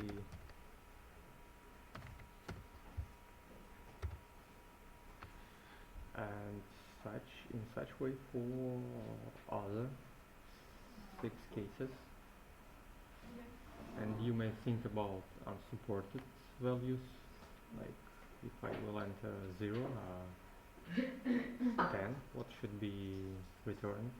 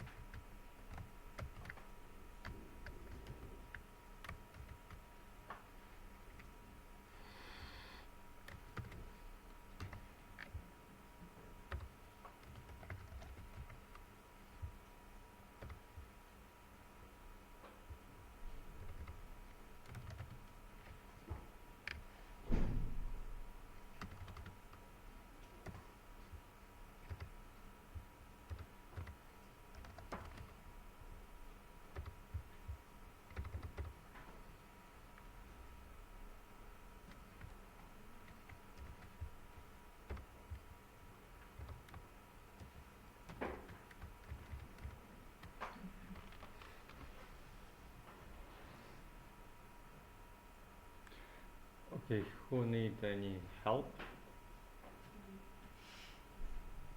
Okay. Uh, who else? Sorry?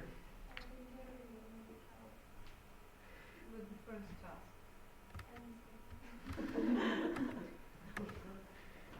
Good. Uh, okay, let's try the first one.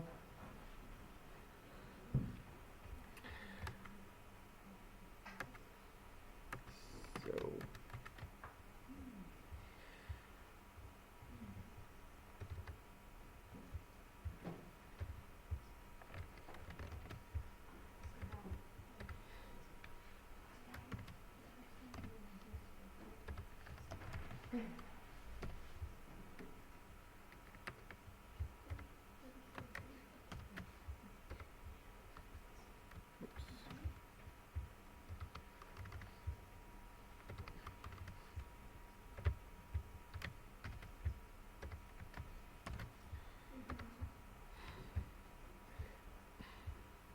okay, so what we have, we need that Boolean expression b1, b2 and b3 would be true.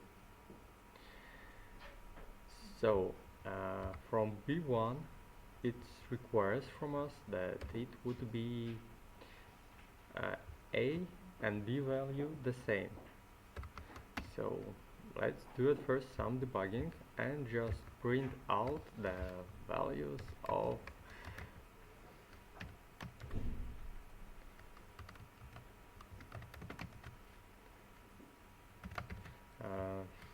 these conditions. So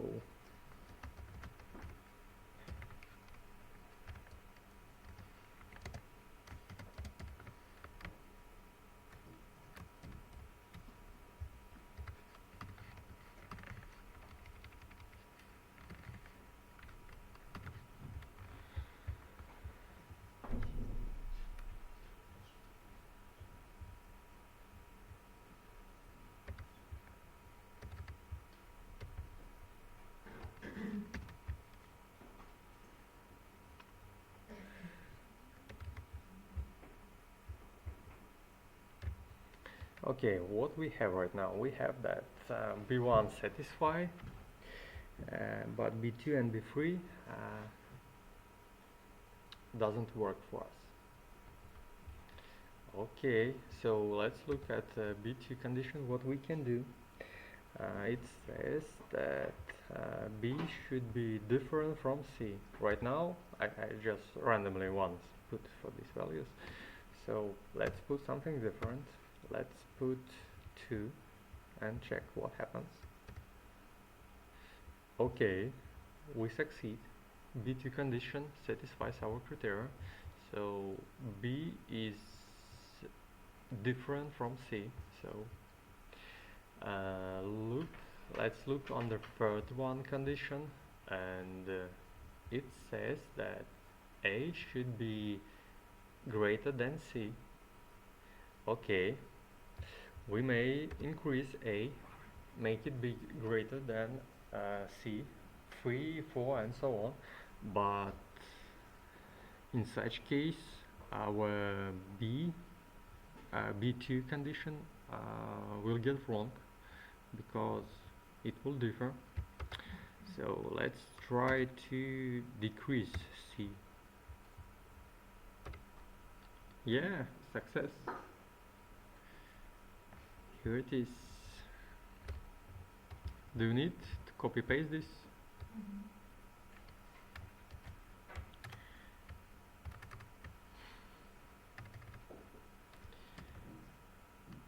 So mainly it wasn't programming, mostly it was just logical operation, thinking what will happen in such and that situation. So these logical cases will appear in the different areas, not only in Java programming, so Excel and so on. Okay, and second one.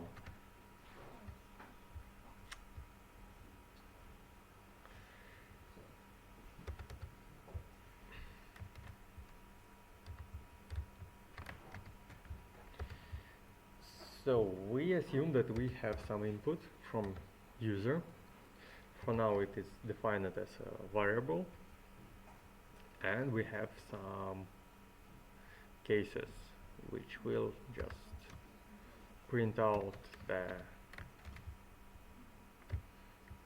name of the day based on the day index. So actually it was quite straightforward for me, but good that you said that you need some explanation.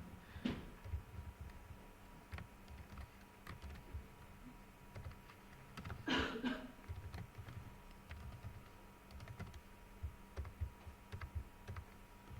I tried that, but it didn't work. Okay, let's see what happens.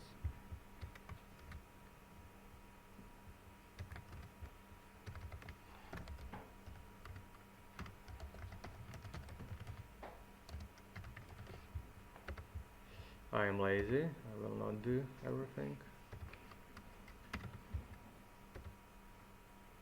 Strange, it works for me. Well, I didn't know that you have to just delete it and then run it again. I thought you have to put like everything in one. I don't know. Okay, now you get the idea, yeah? Good.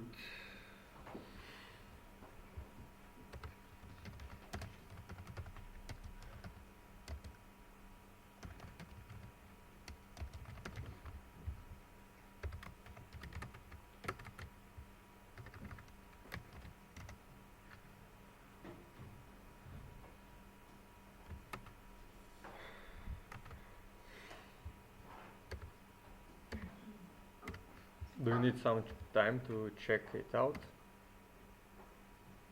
Go through, or we can continue? Can we continue?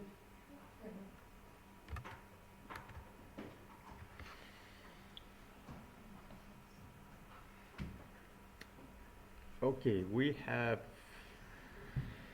done with basic conditions, which is widely used. And the next part is switch statement. So it's more advanced. There is more possibilities, like we may, for example, define the false statement as in as else, for example, condition, and for example we may execute every case, not only that which satisfy to our tier, but which are below it. So what the syntax it has? So it has should be defined as switch. Expressions receive either all primitives and strings and enums. We will cover enum later, but for our cases it will be enough with some primitives. So it receives some expression, and if this expression satisfy value, then we get inside of the branch, and we will continue pass through all statements until we will find break or return statement.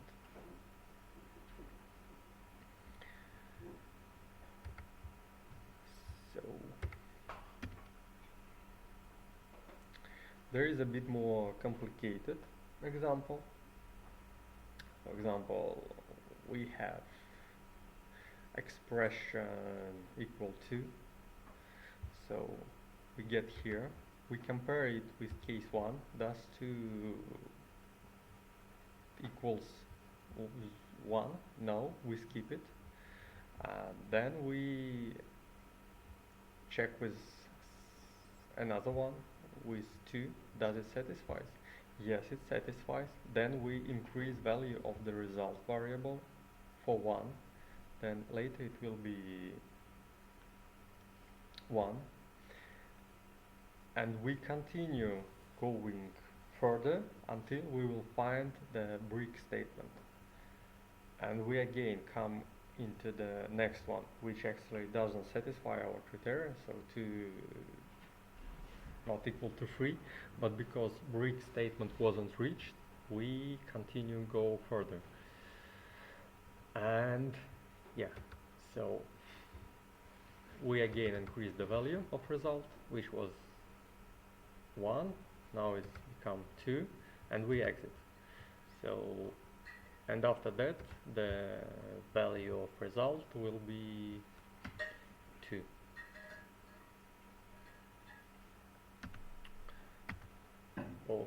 Okay, let's maybe play around a bit.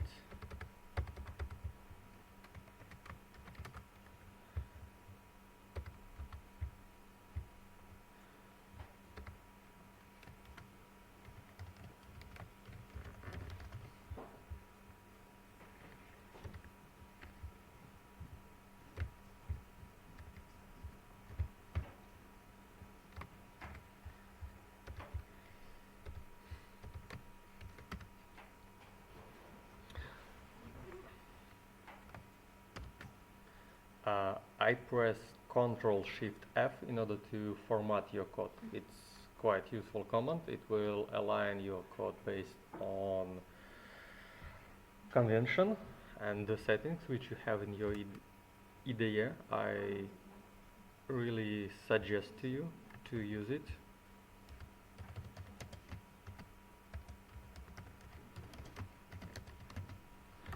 Should be something like that. Now it become more readable.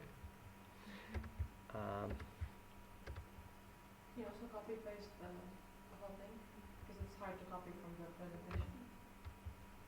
Okay.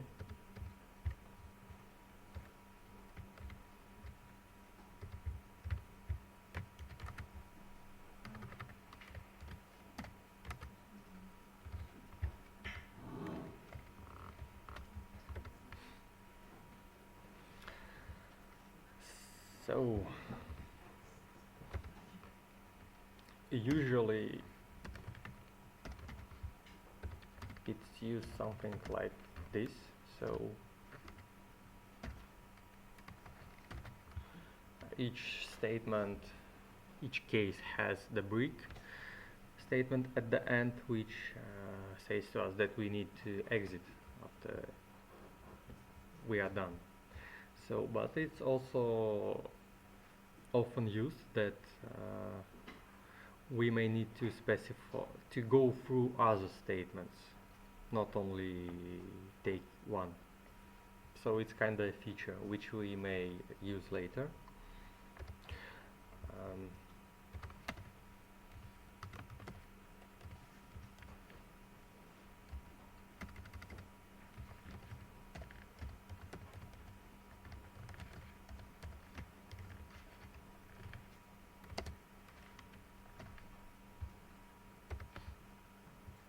So right now is quite straightforward. We just entered second case, we increase the value, and we exited because we get break statement.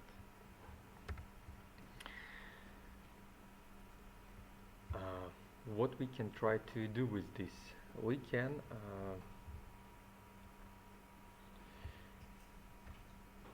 so example of this in if condition would be something like if expression equals to 0, then we will just increase result one if it's else if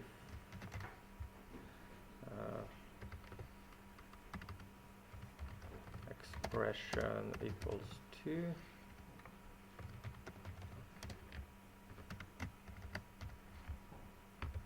I just write this code, what we have here, in if-then statement, how it will look.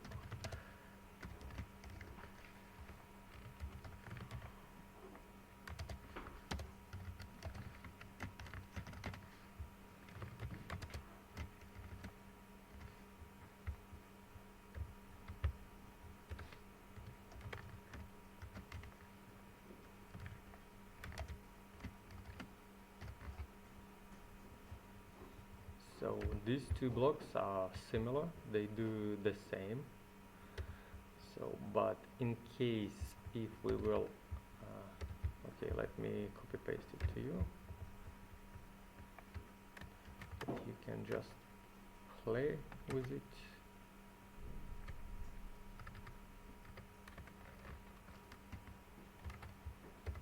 But if, for example, we will remove brick statement,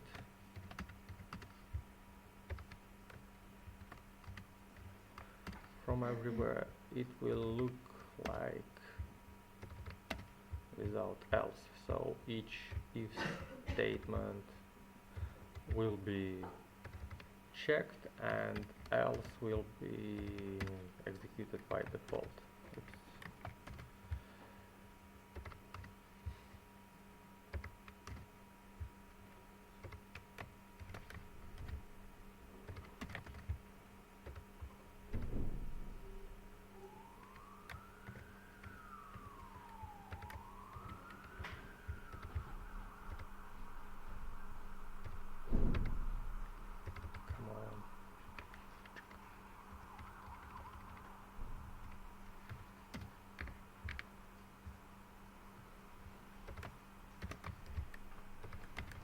So I just renamed it in order to better distinguish them.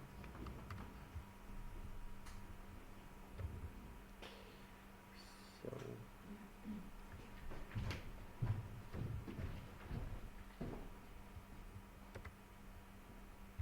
okay, something is different.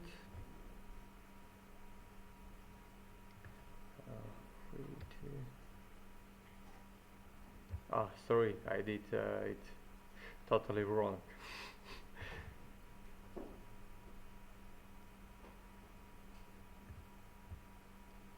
Yeah, the main idea that we can't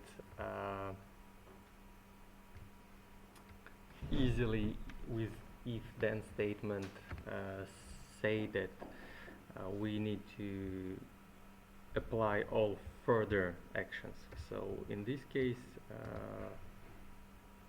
we can't say that we need to pass everything else, because if condition satisfies, check that it satisfies. If not, it will not be executed. So the main idea here is to have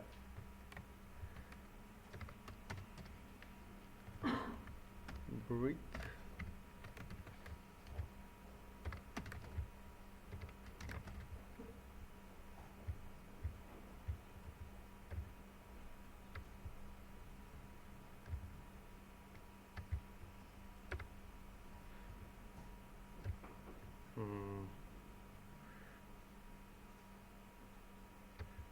okay, what we have, we got result,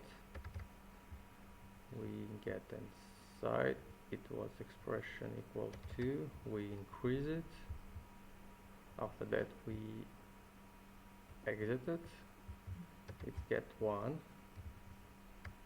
and here we get new value, result 2, we skipped that one, we enter it here because expression satisfies, we skip that one, and here we apply it again, the default value, we applied the increase of this variable, which shouldn't be actually.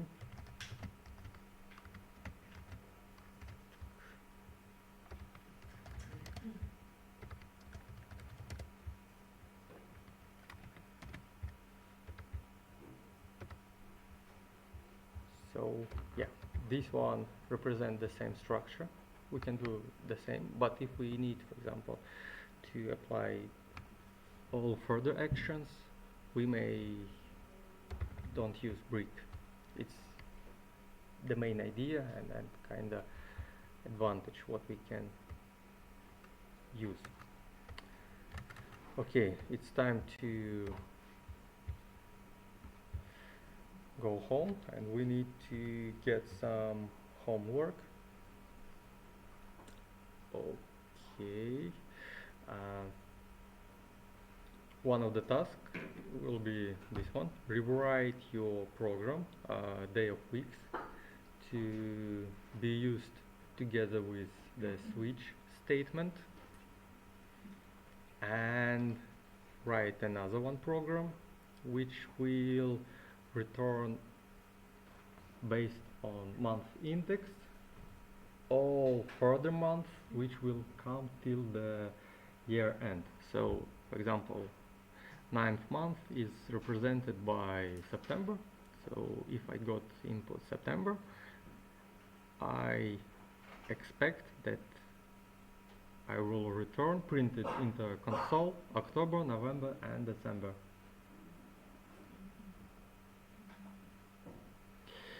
And I will send to you some information to reading into Slack in 5 minutes. So if you have any questions, please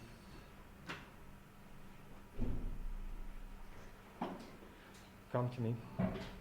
Yep, that's all.